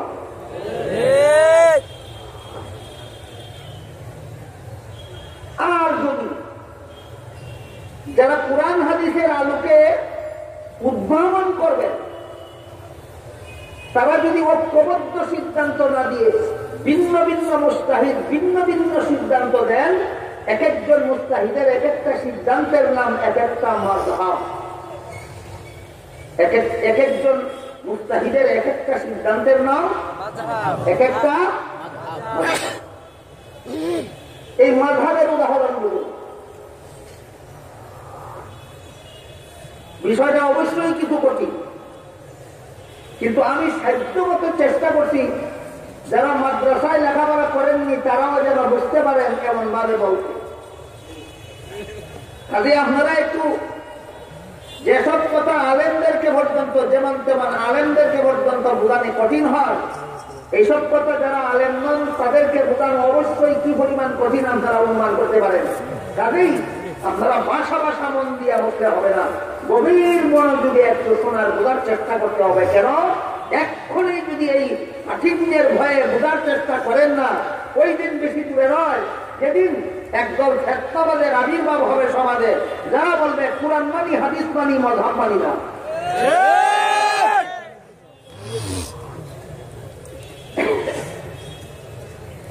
মাযহাব কেমনে সৃষ্টি হয় দেখুন,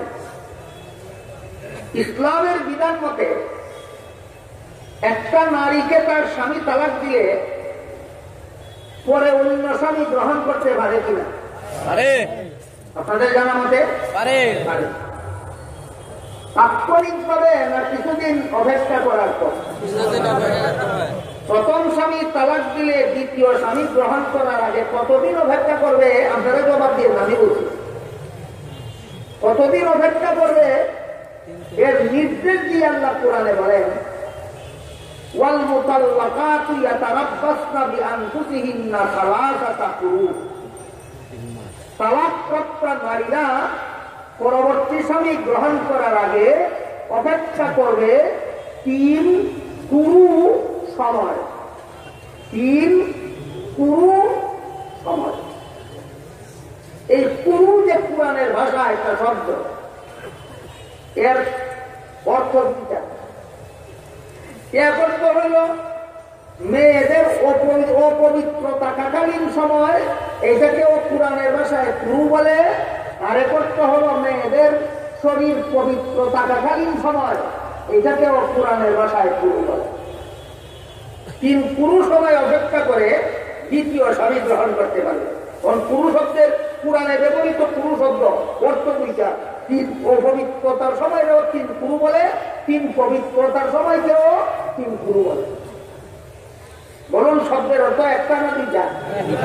যখন আপনারা কোনটা গণ্য করবেন? ইমাম আবু হানিফা বলে অপবিত্রতার সময়টাই যদি গণ্য করা হয়, তাহলে অপেক্ষাকৃত কম সময় অপেক্ষা করে সে ভিন্ন স্বামী গ্রহণ করার সুযোগ পায়। তাই আবু হানিফা সিদ্ধান্ত বের করলেন 3 অপবিত্র থাকাকালীন সময় অপেক্ষা করেই নারী দ্বিতীয় স্বামী গ্রহণ করতে পারবে। ইমাম শাফিঈ বলেন 3 পবিত্রতা অতিক্রান্ত হওয়ার পর ভিন্ন স্বামী গ্রহণ করতে পারবে। হানাফি মত হল 3 অপবিত্রতার সময় অতিক্রম করে ভিন্ন স্বামী গ্রহণ করবে। শাফিঈ মত 3 পবিত্রতার সময় অতিক্রান্ত করে ভিন্ন স্বামী গ্রহণ করবে। এক মত হইল না দুই মত? দুই মত। আমার কথা বলে থাকলে এবার বলুন কোন মতটা কোরআন বিরোধী হইল? বুঝার নাই কথা? হানাফি মতটা কোরআন বিরোধী হইল না শাফিঈ মতটা কোরআন বিরোধী হইল না উভয়টা মত কোরআন সম্মত হইল? মযহাব যদি কোরআন সম্মত হইল, আল্লাহ যদি কোরআনে মযহাবের নির্দেশ দিলেন, রাসূল যদি হাদিসে মযহাব সমর্থন করলেন, রাসূল যদি হাদিসে সমস্ত মযহাবে সওয়াব আছে বলে ঘোষণা করলেন, তারপরে যারা বলে কোরআন মানি, হাদিস মানি, মযহাব মানি না, এদের মতো দুঃখবাজ জগতে আর কেউ হতে পারে না।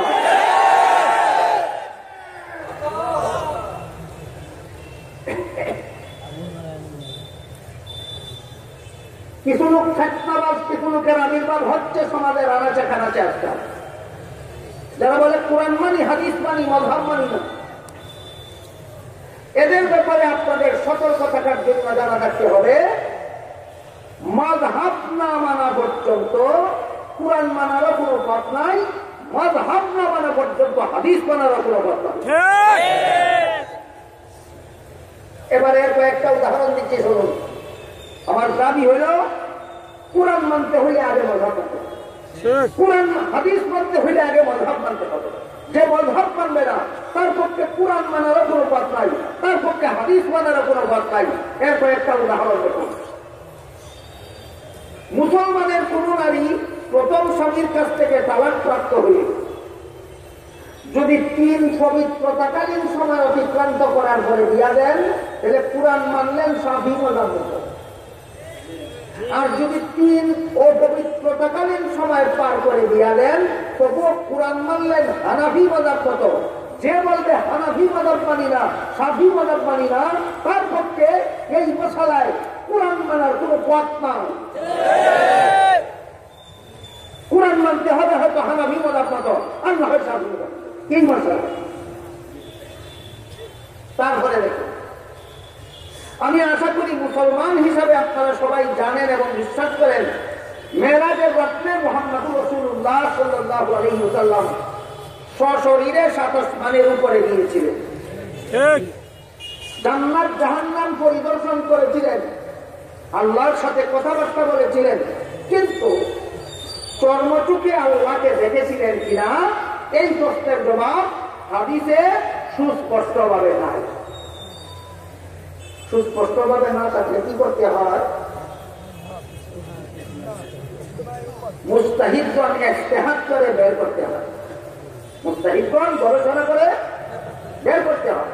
মন গড়া বলে না, কোরআন হাদিসের আলোকে, কোরআন হাদিসের। তাই মেরাজের রাত্রে রাসূল আল্লাহকে তাৎক্ষণিকভাবে দেখেছিলেন কিনা এই বিষয়টা নিয়ে উম্মুল মুমিনিন নবীর বিবি আয়েশাও গবেষণা করেছেন। রাসূলের চাচাতো ভাই ইবনে আব্বাস, এই উম্মতের সর্বশ্রেষ্ঠ মুফাসসিরে কোরআন, তিনিও গবেষণা করেছেন। আয়েশা গবেষণা করে বলেন আল্লাহর সাথে কথা বলেছেন কিন্তু চর্মচুকে দেখেননি। এটা নবীর বিবি আয়েশার মাযহাব। ইবনে আব্বাস বলেন আল্লাহর সাথে যখন রাসূল কথা বলেছিলেন তখন চর্মচুকেই আল্লাহকে দেখেছিলেন। এটা ইবনে আব্বাসের মাযহাব। মেরাজের রাতে রাসূল আল্লাহকে দেখেননি, এটা কার মাযহাব? নবীর বিবি আয়েশার মাযহাব। মেরাজের রাতে রাসূল আল্লাহকে দেখেছিলেন, এটা কার মাযহাব? ইবনে আব্বাস। আপনি যদি মেরাজের হাদিস মানেন বলতে হবে আপনাকে মেরাজের রাতে রাসূল আল্লাহকে দেখেছিলেন কিনা। যদি বলেন দেখেননি তাহলে আয়েশার মেরাজের হাদিস মানবেন। সুতরাং যে মাযহাব মানবে না তার মেরাজের হাদিস মানার কোনো পথ নাই। আগে হাদিস মানা হয় না, আগে মাযহাব মানতে হয়। আরেকটা উদাহরণ, কোন কোন হাদিসে আছে নামাজের নিয়ত করার পর 2 হাত নাভির নিচে বাঁধার কথা, কোন কোন হাদিসে আছে 2 হাত সিনায় বাঁধার কথা। বলুন নামাজে হাত বাঁধার হাদিস একরকম না ভিন্ন রকম? যারা বলেন মাযহাব মানি না হাদিস মানি, বাপের বেটা হলে 2টা হাদিস মানো এবং দেখাও। 2 হাত নাভির নিচে বাঁধলে সিনায় বাঁধার মতো আরো কোনো হাত থাকে? 2 হাত সিনায় বাঁধলে নাভির নিচে বাঁধার মতো আরো কোনো হাত থাকে? তুমি তো মাযহাব মানো না হাদিস মানো, বাপের বেটা হইলে হাদিস 2টা মানো আর দেখাও। ইমাম আবু হানিফা বলেন 2 হাত নাভির নিচে বাঁধবে পুরুষেরা, 2 হাত সিনায় বাঁধবে নারীরা। এবার হাদিস মানা হইল মাযহাব না মানার কারণে। হাদিস মানা হলো মাযহাব না মানার কারণে, মাযহাব মানার কারণে। মাযহাব মানার কথা আল্লাহ কোরআনে নির্দেশ দিয়েছেন, মাযহাব মানার কথা রাসূল হাদিসে নির্দেশ দিয়েছেন। সুতরাং যারা বলে মাযহাব মানি না এরা কোরআন মানে না, হাদিস মানে না। আবার বলে হাদিসও যে মানি, সহিহ হাদিস মানি, অন্য হাদিস মানি। কি হাদিস মানে বলে দাবি করে? আর অন্য হাদিস মানে। যারা হাদিস কোরআন হাদিসের শিক্ষা যারা গ্রহণ করেনি তারা সহি বলতে কি বুঝে? হাদিস যারা শিখেনি, হাদিস যারা পড়েনি, হাদিস যারা জানে না, এরা সহি হাদিস বলতে কি বুঝে? শুদ্ধ। তাহলে এর বিপরীতটা কি হবে? অশুদ্ধ। রসুলের সহি হাদিস অর্থ শুদ্ধ হাদিস, আর রসুলের সহি হাদিস ছয় মানে ভুল হাদিস। তুমি নিজেই কি গুরাদ্দিন বুঝো? সহি হাদিস বলে নিজেই কি গুরাদ্দিন বুঝো? এই সমাজের মুসলমানকে তুমি সহি হাদিস বলে কি গুরাদ্দিন বোঝাতে চাও? ইলমে হাদিসের পরিভাষায় সহি হাদিস অর্থ শুদ্ধ হাদিস নয়, ইলমে হাদিসের পরিভাষায় সহি হাদিস তো তার আলাদা অর্থ। কথাটা আপনাদের বোঝাবার জন্য একটা উদাহরণ দিচ্ছি। পৃথিবীতে যত সহি হাদিসের কিতাব আছে এর মধ্যে সবচেয়ে বড় প্রসিদ্ধ সহি হাদিসের কিতাবের নাম সহি বুখারী। ইমাম বুখারী রাহমাতুল্লাহি আলাইহি ইমাম বুখারীর সংরক্ষণে 6 লক্ষ হাদিস ছিল। ইমাম বুখারীর সংরক্ষণে 3 লক্ষ হাদিস তার মুখস্থ ছিল, আরো 3 লক্ষ হাদিস তার কাছে লিপিবদ্ধ ছিল। সর্বমোট 6 লক্ষ হাদিস ইমাম বুখারীর সংগ্রহে ছিল। এর থেকে তার সহিহ বুখারী শরীফ নামের কিতাবে এক বিবরণ মতে 6275 খানা হাদিস লিখেছে। পরে আমরা ধরে নিলাম প্রায় 6000। ইমাম বুখারী তার সহিহ বুখারী শরীফে 6000 সহিহ হাদিস লিখেছে। লেখার বাকি রইল আর কত? 6 লক্ষ হাদিস থেকে 6000 হাদিস লিখেছেন সহিহ বুখারী শরীফে। সহিহ বুখারী শরীফে ইমাম বুখারীর সংগৃহীত হাদিসগুলির থেকে আর কি পরিমাণ হাদিস লেখার বাকি রইল? 594,000 হাদিস লেখেননি। ওইগুলির সব অধিকাংশ সহিহ ছিল। ওনার যাচাইয়ে, ওনার বাছাইয়ে যেগুলি লেখেননি সেগুলির অধিকাংশই ওনার যাচাই বাছাইয়ে সহিহ ছিল না। তাহলে রসুলের যে হাদিসগুলি সহিহ ছিল না, তোমরা যারা যারা বলো রসুলের সহিহ হাদিস মানি আর কিছু মানি না, এত লক্ষ লক্ষ হাদিস যে রসুলের সহিহ ছিল না, এত লক্ষ কথা কি আল্লাহ রসুল ভুল বলেছিলেন? তাহলে সহিহ হাদিস বলতে তোমরা নিজেরাই কি ঘোরার ডিম বুঝো, আর এই সমাজের মুসলমানকে সহিহ হাদিস বলতে কি ঘোরার ডিম বোঝাতে চাও? সহিহ হাদিস কাকে বলে? এইটা বোঝার যোগ্যতা অর্জন করার জন্য একটানা 10 বছর মাদ্রাসায় লেখাপড়া করতে হবে। এই সমস্ত লামাজহাবিরা কোন মাদ্রাসায় লেখাপড়া করে না। দোকান থেকে চটি বই কিনে নিয়ে বুখারী শরীফের রেফারেন্সে একটা দিকে হাদিস মুখস্থ করে আসে, আর মসজিদে এসে জুড়ে চিৎকার দিয়ে আমিন বলে, আর বলে সহিহ বুখারী শরীফ।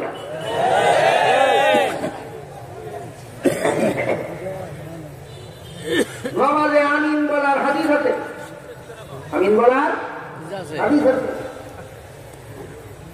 মাগরিবের নামাজে, এশার নামাজে, ফজরের নামাজে ইমাম সাহেব যখন সূরাতুল ফাতিহা পড়ে শেষ করবেন, মুক্তাদিরা আমিন বলা সুন্নাত। মুক্তাদিরা আমিন বলা সুন্নাত।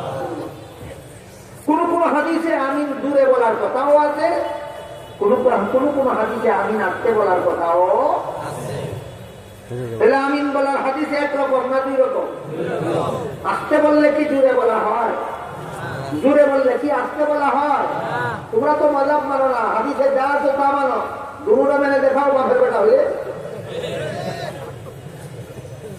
আসতে বলার হাদিস আমল করলে তো জুড়ে বলার হাদিস আমল করা বাকি নিল, জুড়ে বলার হাদিস আমল করলে তো আসতে বলার হাদিস আমল করা বাকি নিল। হাদিস মাযহাব তো মানোই না, বাপের বেটা হইলে হাদিস 2টা মানো আর দেখাও।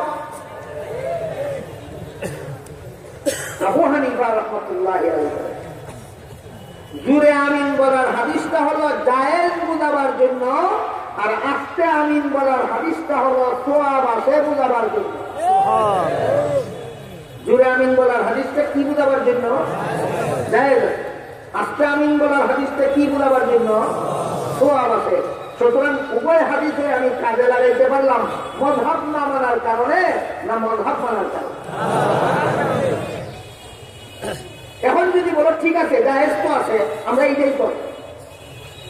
সওয়াব আছে যেই পদ্ধতি, সেই পদ্ধতিতে আমিন বলবো না।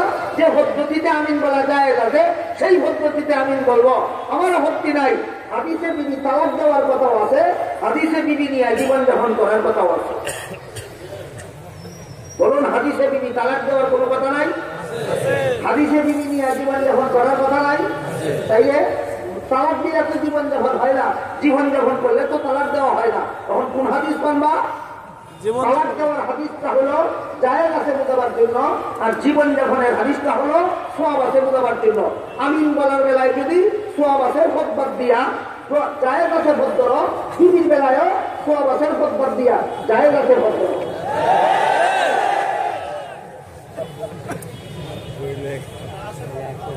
বলুন, হাদিসে বিবি তালাক দেওয়ার কথা আছে কি নাই? বিবি নিয়ে জীবন যাপন করার কথা আছে কিনা নাই? তো উভয়টা হাদিস যখন রাখবেন কোথায়? তালাকের হাদিসটা হলো জায়েজ আছে বোঝাবার জন্য, আর জীবন যাপনের হাদিসটা হলো সওয়াব আছে বোঝাবার জন্য। কোনটা গ্রহণ করবেন? এই জন্য মুহাদ্দিসিনে কেরাম লিখেছেন লক্ষ লক্ষ হাদিসের ভান্ডার হলো ফার্মেসির বিদ্যমান ফার্মেসির ভান্ডারের ঔষধের মতো, আর ইমামগণের মাযহাব হলো ডাক্তারদের প্রেসক্রিপশনের মতো। ফার্মেসিতে ওষুধের ভান্ডার আছে বলেই যে কোনো রোগী যে কোনো ওষুধ খাবে না, প্রেসক্রিপশনে ডাক্তার যেই ওষুধের নাম লেখে শুধু সেটা খাবে।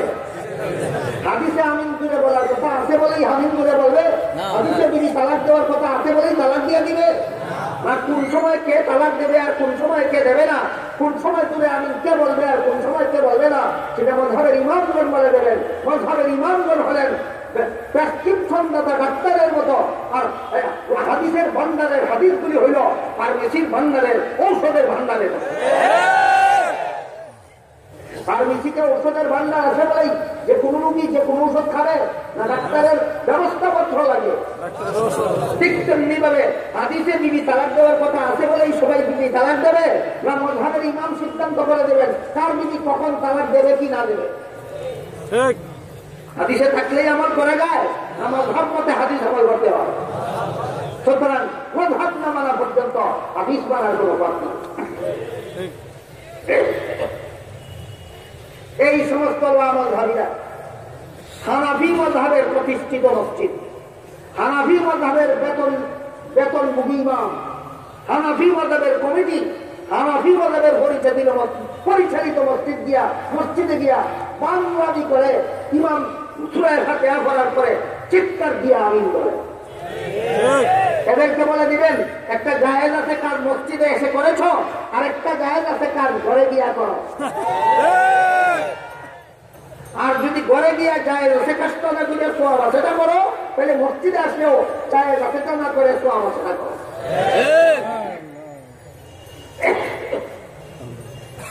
এই সমস্ত মযহাবীরা একটা ফিতনা বর্তমান বাংলাদেশের প্রতি ১,৯৯৯ প্রতি লাখ মুসলমানের ৯৯,৯৯৯ জন হানাফি মযহাবের অনুসারী বাংলাদেশে এই ফিতনাটা শুরু করেছে।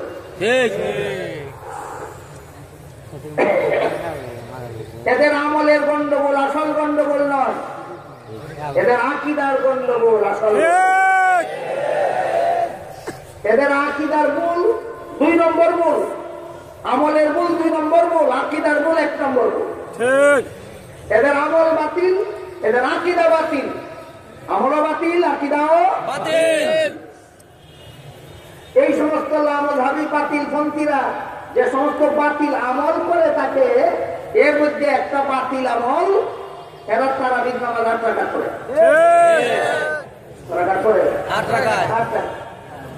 দলিল দেয় হাদিস দিয়ে। কোন হাদিস দিয়ে দলিল দেয় আপনাদেরকে বলি। হাদিস শরীফে উল্লেখ আছে আল্লাহ রাসূল বিতির সহ 11 রাকাত করতেন। বলুন তো 11 রাকাত থেকে বিতিরের 3 রাকাত বাদ দিলে কয় রাকাত থাকে? এই তো 8 রাকাত আছে আল্লাহ রাসূল। অথচ যে হাদিসে এই 8 রাকাতের কথা আছে সেই হাদিসে পরিষ্কার উল্লেখ আছে এই 8 রাকাত নামাজ আল্লাহ রাসূল 12 মাস করতেন। 12 মাস বলেন 8 রাকাত, যে 8 রাকাত নামাজ আল্লাহ রাসূল 12 মাস করতেন, এটার নাম তারাবি নাকি? তাহাজ্জুদের হাদিস দিয়ে তারাবির দলিল দেয়।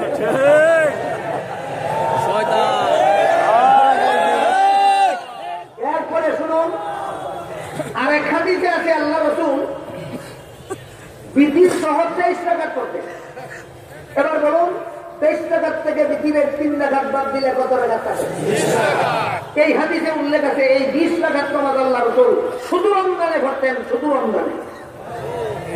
12 মাসের নামাজ ছিল রাসূলের 8 রাকাত আর রমজানের নামাজ ছিল 20 রাকাত। সুতরাং তাহাজ্জুদের হাদিস আলাদা, তারাবির হাদিস আলাদা। বন্দরের দল তারাবির হাদিস লুকাইয়া রাখে, তাহাজ্জুদের হাদিস দিয়া তারাবির দলিল দেয়।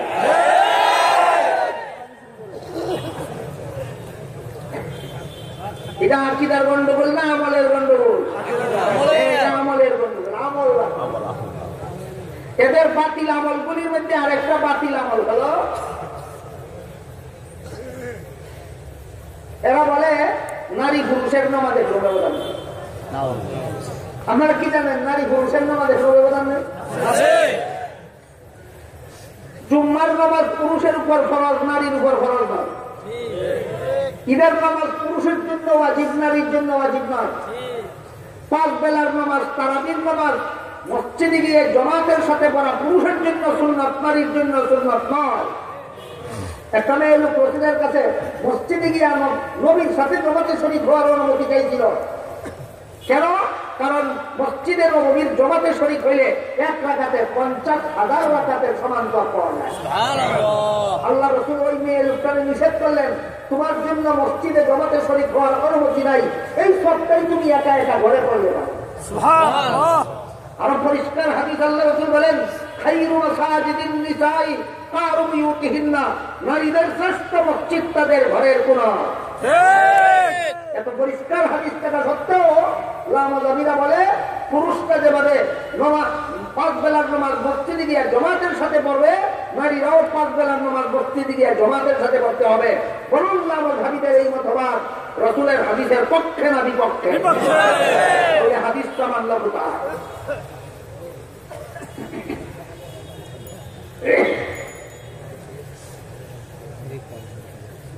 এই লামাজাবিরা বলে, এই লামাজাবিদের মুখপাত্র বর্তমান দুনিয়াতে 2টা লোক বেশি দায়িত্ব পালন করতেছে। একটা লোকের নাম মতিউর রহমান আর একটা লোকের নাম ডাক্তার জাকির নায়েক। ডাক্তার জাকির নায়েক বলে বর্তমান দুনিয়ার 2 মুখপাত্রের এক মুখপাত্র ডাক্তার জাকির নায়েক, সে বলে কুরআন সইতে উযুর দরকার হয়। আর আল্লাহ কুরআনে বলেন লা ইয়ামাসসুহু ইল্লাল মুতাহহারুন, ওযুর মাধ্যমে পবিত্র না হওয়া পর্যন্ত কুরআন স্পর্শ করা যাবে না। ঠিক বলেন জাকির নায়েকের মত লামাজাবিদের মতবাদ কুরআন সম্মত মতবাদ না কুরআন বিরোধী মতবাদ? কুরআন বিরোধী মতবাদ। মতিউর রহমান কি বলে? মতিউর রহমান কি বলে জানেন? মতিউর রহমান বলে আল্লাহ আসমানের নিচে কোথাও নেই। নাউযুবিল্লাহ। আল্লাহ আসমানের নিচে কোথাও নেই।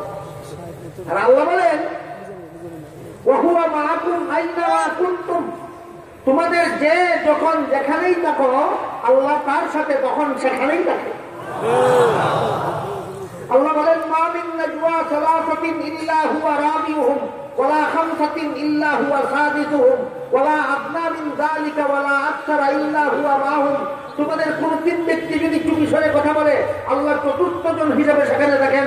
কোন 5 ব্যক্তি যদি খানে খানে কথা বলে আল্লাহ 6ষ্ঠ জন হিসেবে সেখানে থাকেন। 3 জন আর 5 জন উদাহরণ স্বরূপ বলা হলো। 3 জনের কম লোকে কানাকানি করলে আল্লাহ সেখানেও থাকেন। 6 জনের বেশি লোক পরামর্শ করলে আল্লাহ সেখানেও থাকেন। আর পরিষ্কার ভাষায় আল্লাহ বলে ওমা কুন্না গাইবিন, আমি কোথাও অনুপস্থিত নই। কোথাও অনুপস্থিত নয়, তাহলে উপস্থিত কোথায়? আল্লাহ পরিষ্কার বলে দিয়েছেন কোরআনে আল্লাহ সর্বত্র বিরাজমান। লামাজাবিরা বলে আসমানের নিচে নাই। হাদিস শরীফে আল্লাহ রাসূল বলেন ইন্নাকুম লা তাদউনা আসাম্মা ওয়ালা গায়বা, তোমরা যে আল্লাহর কাছে দোয়া করো সেই আল্লাহ বদির নন, সেই আল্লাহ অনুপস্থিত নন। আল্লাহ বদির নন, আল্লাহ অনুপস্থিত নন। আল্লাহ সর্বত্র বিরাজমান। আল্লাহ আরশেও আছেন, আসমানেও আছেন, জমিনেও আছেন, পাতালেও আছেন, সর্বত্র আছেন।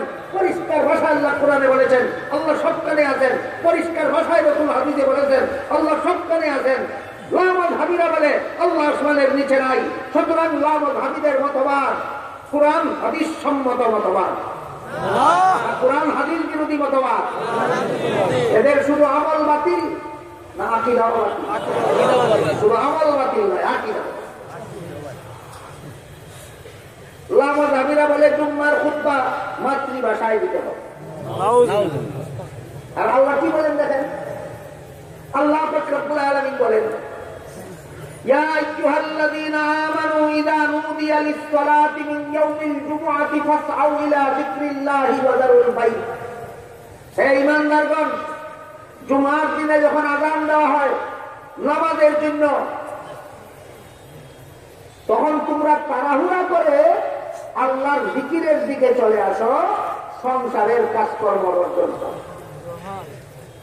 তাড়াহুড়া করে কিসের দিকে চলে আসার কথা আল্লাহ বলেছেন? আল্লাহর জিকির। তাফসীরের কিতাবে লেখা আছে এখানে আল্লাহর জিকির বলতে কি বুঝাইলেন? এখানে আল্লাহর জিকির বলতে দুইটা জিনিস বুঝাইলেন, একটা হলো জুম্মার নামাজ আর একটা হলো জুম্মার খুতবা। বলুন, জুম্মার দিনে আযান করলে যে আল্লাহ নির্দেশ দিলেন আল্লাহর জিকিরের দিকে তাড়াহুড়া করে চলে আসো, এখানে আল্লাহর জিকির বলতে আল্লাহ কটা জিনিস বুঝাইলেন? একটা জুম্মার নামাজকেও আল্লাহ জিকির বলেছেন, আর একটা জুম্মার খুতবাকেও আল্লাহ কি বলেছেন? আল্লাহর জিকির বলেছেন। সুতরাং নামাজের যেই বিধান, খুতবার সেই বিধান। নামাজ যেমন আরবি ভাষা ছাড়া কারো মাতৃভাষায় পড়লে নামাজ হবে না, ঠিক তেমনি ভাবে জুম্মার খুতবা আরবি ভাষায় ছাড়া কারো মাতৃভাষায় খুতবা দিলে খুতবা হবে না।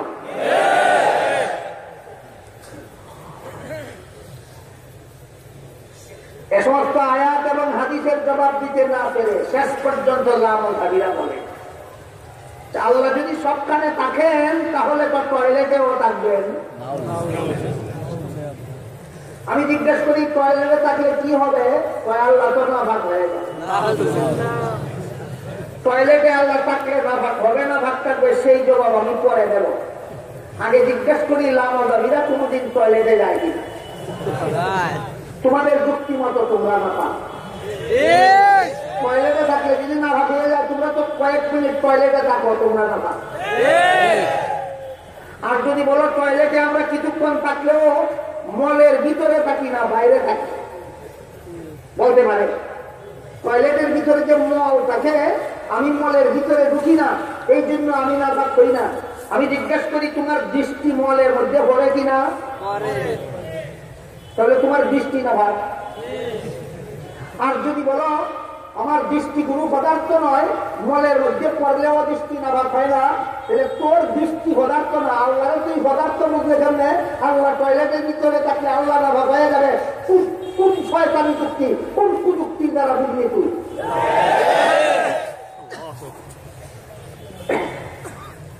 চন্দনী যদি মলের উপর পড়ে চন্দনী না ভাগ হয়ে যায়, রৌদ্র যদি মলের উপর ঘরে রৌদ্র নাভাগ হয়ে যায়, পাতির আলো যদি মলের উপর ঘরে পাতির আলো নাভাগ হয়ে যায়, আপনাদের বৃষ্টি যদি মলের উপর ঘরে বৃষ্টি নাভাগ হয়ে যায়, তাহলে মলের মধ্যে চন্দনী পড়লে যদি নাভাগ না হয়, সূর্যের আলো পড়লে যদি নাভাগ না হয়, পাতির আলো পড়লে যদি নাভাগ না হয়, চোখের দৃষ্টি পড়লে যদি নাভাগ না হয়, আল্লাহ পাক রব্বুল আলামিনকে কি তুমি চন্দনীর ছেড়ে আর বেশি পবিত্র বিশ্বাস করতে পারলা না কেন? আল্লাহকে তুমি রুদের চেয়ে বেশি পবিত্র বিশ্বাস করতে পারলা না কেন? আল্লাহকে তুমি বাতির আলোর চেয়ে বেশি পবিত্র বিশ্বাস করতে পারলা না কেন? আল্লাহকে তুমি তোমার চোখের দৃষ্টির চেয়ে বেশি পবিত্র বিশ্বাস করতে পারলা না কেন? তোমার ইমান এত নষ্ট কেন?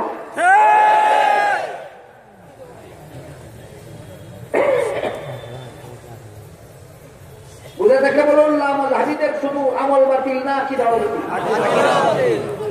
এবার বলুন কোরআনে আল্লাহ শুধু আল্লাহ বলে দিয়েছেন ইসলামের যাবতীয় বিধিবিধান কোরআনেই আছে না চার ঠিকানা?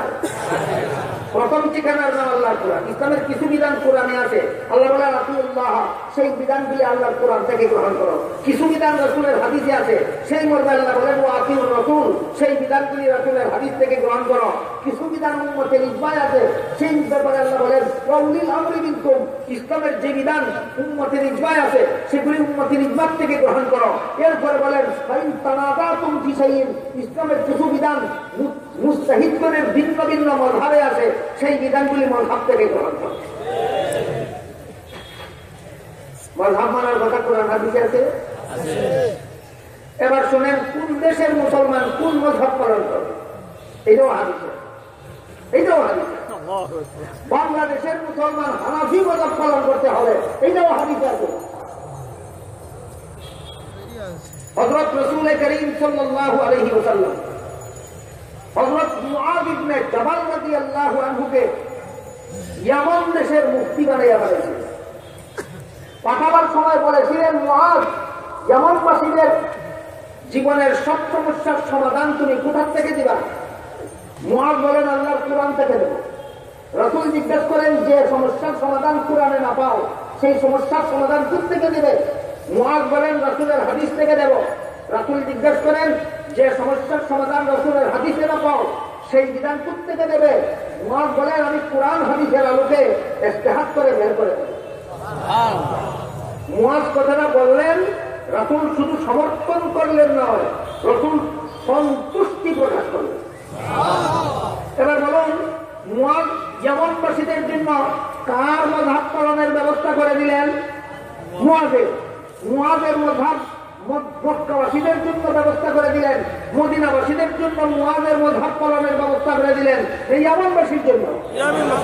এই হাদিসের মাধ্যমে আল্লাহ রাসূল পরিষ্কার করে দিলেন, যেই দেশে যে মুস্তাহিদের মাযহাব চালু আছে সেই দেশের মুসলমান ওই মুস্তাহিদের মাযহাব পালন করবে। ইয়ামান দেশে আল্লাহ রাসূল মুয়াজের মাযহাব চালু করেছেন, ইয়ামানবাসীকে মুয়াজের মাযহাব পালনের ব্যবস্থা করেছেন। এর মাধ্যমে রাসূল পরিষ্কার করে দিলেন কোন দেশের মুসলমান কার মাযহাব মতো ইসলাম পালন করবে, যে দেশ কার মাযহাব চালু আছে। এবার বলুন, বাংলাদেশে কার মাযহাব চালু আছে? সুতরাং রাসূলের পরিষ্কার হয়ে গেল, তোমরা হানাফি মাযহাব পালন করো। এই সমস্ত লামাজাবিদের মুখপাত্রদের মধ্যে আরেকজনের নাম ডাক্তার জাকির নায়েক। ডাক্তার জাকির নায়েকের একটা কুহুরি বক্তব্য আপনাদেরকে শুনিয়ে আজকের মতো কথা শেষ করব। ডাক্তার জাকির নায়েক বলে এক বক্তৃতায়, বর্তমান দুনিয়ার একদল মুসলমান নিজেদেরকে হানাফি বলে পরিচয় দেয়, আরেকদল মুসলমান নিজেদেরকে শাফিঈ বলে পরিচয় দেয়, আরেকদল মুসলমান নিজেদেরকে মালিকি বলে পরিচয় দেয়, আরেকদল মুসলমান নিজেদেরকে হাম্বলি বলে পরিচয় দেয়। আমি জিজ্ঞেস করি, জাকির নায়েক বলে, আমি জিজ্ঞেস করি, মুহাম্মদ রাসূলুল্লাহ হানাফি ছিলেন না শাফিঈ ছিলেন? মুহাম্মদ রাসূলুল্লাহ মালিকি ছিলেন না হাম্বলি ছিলেন? তিনি তো একজন মুসলমান ছাড়া আর কিছুই ছিলেন না। কাজেই মুহাম্মদ আমাদের নবী যা ছিলেন, উনি সমস্ত উম্মতকে তাই হতে হবে। এটা কার বক্তৃতা? আবার শোনাই জাকির নায়েকের বক্তৃতা। এটা একটা কুফরি বক্তৃতা, কুফরি বক্তৃতা, কুফরি বক্তৃতা। জাকির নায়েকের বক্তৃতাটা হলো শাফিঈ বলে পরিচয় দেয়, একদল নিজেদেরকে মালিকি বলে পরিচয় দেয়, একদল নিজেদেরকে হাম্বলি বলে পরিচয় দেয়। আমাদের নবী হানাফি ছিলেন না শাফিঈ ছিলেন? আমাদের নবী তো হানাফিও ছিলেন না শাফিঈও ছিলেন না, তিনি শুধুমাত্র একজন মুসলমান ছাড়া আর কিছুই ছিলেন না। সুতরাং আমাদের নবী যেমন ভাবে একজন মুসলমান ছাড়া আর কিছুই ছিলেন না, কাজে এই নবীর পুরো উম্মত একজন মুসলমান ছাড়া হানাফি নবী কিছুই হতে পারে না। এটা হলো জাকির নায়েকের বক্তৃতা। এবার আমি আপনাদেরকে জিজ্ঞাসা করি, মুহাম্মদ রাসূলুল্লাহ হানাফি ছিলেন না শাফিঈ ছিলেন? মুহাম্মদ রাসূলুল্লাহ হানাফিও ছিলেন না শাফিঈও ছিলেন না। হানাফি শাফিঈ নির্বিশেষে ইসলামের সমস্ত মাযহাবের অনুমোদনদাতা ছিলেন। আচ্ছা, আপনাদের যদি কেউ জিজ্ঞাসা করে শেখ হাসিনা স্বরাষ্ট্রমন্ত্রী না পররাষ্ট্রমন্ত্রী, কি বলবেন? শেখ হাসিনা স্বরাষ্ট্রমন্ত্রী না পররাষ্ট্রমন্ত্রী? উভয় মন্ত্রীর অনুমোদনদাতা। যেমন ভাবে শেখ হাসিনা স্বরাষ্ট্রমন্ত্রীও না পররাষ্ট্রমন্ত্রীও না, শিক্ষামন্ত্রীও না স্বাস্থ্যমন্ত্রীও না, সমাজ কল্যাণ মন্ত্রীও না ক্রীড়া মন্ত্রীও না, সকল মন্ত্রীর অনুমোদনদাতা। ঠিক তেমনি ভাবে মুহাম্মদ রাসূলুল্লাহ হানাফিও না শাফিঈও না মালিকিও না হাম্বলিও না, সমস্ত মাযহাবের অনুমোদনদাতা। এবার শুনেন অনুমোদনটা কি বলবে। সহিহ বুখারীর হাদিসে উল্লেখ আছে, মুজতাহিদগণ ইজতিহাদ করে সমাধান বের করতে গিয়ে যদি ভিন্ন ভিন্ন সমাধান হয়, তাইলে এক একটা সমাধানকে এক একটা মাযহাব বলে। আল্লাহ রাসূল বলেন, কোন সমাধান পালনে গুনাহ নাই, সব সমাধান পালনে গুনাহ। তাহলে মুহাম্মদ রাসূলুল্লাহ কি ছিলেন? হানাফি ছিলেন না শাফিঈ ছিলেন না সকল মাযহাবের অনুমোদনদাতা ছিলেন? মুহাম্মদ রাসূলুল্লাহ হানাফি হলেন কেন, শাফিঈ হলেন কেন? মুহাম্মদ রাসূলুল্লাহ যেমন ভাবে হানাফি শাফিঈ ছিলেন না, কোন দল মুক্ত ছিলেন না, তেমনি ভাবে তার উম্মতেরাও কোন দল মুক্ত হতে পারবে না। এইরকম একটা বিভ্রান্তিকর বক্তৃতা হলো জাকির নায়েকের। আমি জিজ্ঞেস করি, তাহলে আমি জাকির নায়েক এবং তার দলবল সমস্ত লামাজাবিদের জিজ্ঞেস করি, মুহাম্মদ রাসূলুল্লাহ সাহাবী ছিলেন না তাবেঈ ছিলেন? আপনারা কেউ বলতে পারেন তিনি সাহাবী ছিলেন না তাবেঈ ছিলেন? নবী ছিলেন। মুহাম্মদ রাসূলুল্লাহ সাহাবীও ছিলেন না, তাবিও ছিলেন না, তাবে তাবিও ছিলেন না। সাহাবীদের অনুমোদনদাতা ছিলেন, তাবেঈদের অনুমোদনদাতা ছিলেন, তাবে তাবিদের অনুমোদনদাতা ছিলেন। আল্লাহ রাসূল বলেন, খায়রুল কুরুনি কারনি সুম্মাল্লাযীনা ইয়ালুনাহুম সুম্মাল্লাযীনা ইয়ালুনাহুম। আমার যুগের মুসলমান সর্বশ্রেষ্ঠ মুসলমান এরা সাহাবায়ে কেরাম, তারপরে 2 নম্বরে শ্রেষ্ঠ মুসলমান তাদের পরের যুগের মুসলমান এরা তাবেঈন, তারপরে মুসলমান শ্রেষ্ঠ মুসলমান এরা তাবে তাবেঈন। মুহাম্মদ রাসূলুল্লাহ সাহাবা ছিলেন না, সাহাবাদের অনুমোদনদাতা ছিলেন। মুহাম্মদ রাসূলুল্লাহ তাবেঈ ছিলেন না, তাবেঈদের অনুমোদনদাতা ছিলেন। মুহাম্মদ রাসূলুল্লাহ তাবি ছিলেন না, তাবে তাবিদের অনুমোদনদাতা ছিলেন। ঠিক তেমনিভাবে মুহাম্মদ রাসূলুল্লাহ হানাফি ছিলেন না, হানাফিদের অনুমোদনদাতা ছিলেন। শাফি ছিলেন না, শাফিদের অনুমোদনদাতা ছিলেন। মালিকি ছিলেন না, মালিকিদের অনুমোদনদাতা ছিলেন। হাম্বলি ছিলেন না, হাম্বলিদের অনুমোদনদাতা ছিলেন। মুহাম্মদ রাসূলুল্লাহ যা ছিলেন উম্মতকে তাই হতে হবে। মুহাম্মদ রাসূলুল্লাহ খাতামুন নবিয়্যিন ছিলেন, উম্মতকেও খাতামুন নবিয়্যিন হতে হবে। কোন বুঝে বলতে কোন শয়তানে বলতে পারে যে যেহেতু মুহাম্মদ রাসূলুল্লাহ খাতামুন নবিয়্যিন ছিলেন এই জন্য আমাদের প্রত্যেকেরই খাতামুন নবিয়্যিন হতে হবে? এই দাবি করলে ঈমান থাকবে না, কাফের হয়ে যাবে। মুহাম্মদ রাসূলুল্লাহ রাহমাতুল লিল আলামিন ছিলেন। কোন উম্মত যদি দাবি করে আমি রাহমাতুল লিল আলামিন, কাফের কাফের কাফের। সুতরাং জাকির নায়েকের বক্তৃতা মযহব বিরোধী বক্তৃতা নয়, কুফরি বক্তৃতা। এত দূরে জানেন কেন? আপনাদের মহল্লার মসজিদে যখন নামাজের জমাত পরিচালনা করেন যিনি তারে কি করে? আযান যিনি দেন, যারা শরীক হয় নামাজে, একটা নামাজের জমাতের সব মুসল্লিদের একই পরিচয়। একজনের পরিচয় ইমাম, একজনের পরিচয় মুয়াজ্জিন, অন্যদের পরিচয় মুক্তাদি। একটা মসজিদের একটা নামাজের জমাতের সমস্ত নামাজীদের যদি এক পরিচয় হতে পারে না, মুহাম্মদ রাসূলুল্লাহর সমস্ত উম্মতের এক পরিচয় হতে পারে। এক পরিচয় হতে হবে, অন্য মূর্খ ছাড়া এমন বেঈমানি বক্তব্য কোনো মুসলমান দিতে পারে না। এবার আমি আমার মূল কথা থেকে ফিরে যাই। সূরা মায়েদার 3 নম্বর আয়াতে যে আল্লাহ বললেন, আজকে তোমাদের ইসলামের যাবতীয় বিধিবিধান পরিপূর্ণ করে দিলাম। এই বিধানগুলি পাওয়া যায় কোথায়? বলুন, এটা কোনের কথা বুঝতে পারেন? তার ঠিকানায় পাওয়া যায়। আল্লাহর কোরআনে পাওয়া যায় ইসলামের কিছু বিধান, রাসূলের হাদিসে পাওয়া যায় ইসলামের কিছু বিধান, উম্মতের ইজমায় পাওয়া যায় ইসলামের আর কিছু বিধান, ইমামগণের মাযহাবে পাওয়া যায় ইসলামের আর কিছু বিধান। এই 4 ঠিকানা আল্লাহ কোন সূরার কত নম্বর আয়াতে চিহ্নিত করে দিয়েছেন? সূরা নিসা 59 নম্বর আয়াতে আল্লাহ এই 4 ঠিকানা চিহ্নিত করে দিয়েছেন। আতিউল্লাহ বলে আল্লাহ আল্লাহর কোরআনকে ইসলামী বিধানের প্রথম ঠিকানা সাব্যস্ত করেছেন। আতিউর রাসূল বলে রাসূলের হাদিসকে ইসলামী বিধানের দ্বিতীয় ঠিকানা সাব্যস্ত করেছেন। উলিল আমরি মিনকুম বলে উম্মতের ইজমাকে ইসলামী বিধিবিধানের তৃতীয় ঠিকানা সাব্যস্ত করেছেন। ফাইন তানাদাতুম বলে মুজতাহিদ ইমামগণের মাযহাবকে ইসলামের বিধিবিধানের চতুর্থ ঠিকানা সাব্যস্ত করে দিয়েছেন। সুতরাং কোরআন, হাদিস, ইজমা, মাযহাব এইগুলি ইসলামী বিধানের ঠিকানা, কোরআনের নির্দেশগত। সুতরাং যারা বলে কোরআন মানে হাদিস মানে মাযহাব মানে না, এরা কোরআনও মানে না, হাদিসও মানে না। এদের ব্যাপারে সমস্ত মুসলমানের সতর্ক থাকা দরকার। আল্লাহ আপনাদের আমাদের সবাইকে ইসলামের বিধিবিধান চিনার, ইসলামের বিধিবিধান জানার, ইসলামের বিধিবিধান এর অনুসারী হওয়ার সামর্থ্য দান করুন। সবাই বলুন আমিন। সব কথা বলুন। اللهم صل على سيدنا ونبينا مولانا محمد وعلى آله وأصحابه وبارك وسلم كما تحب وترضى عدد ما تحب وترضى.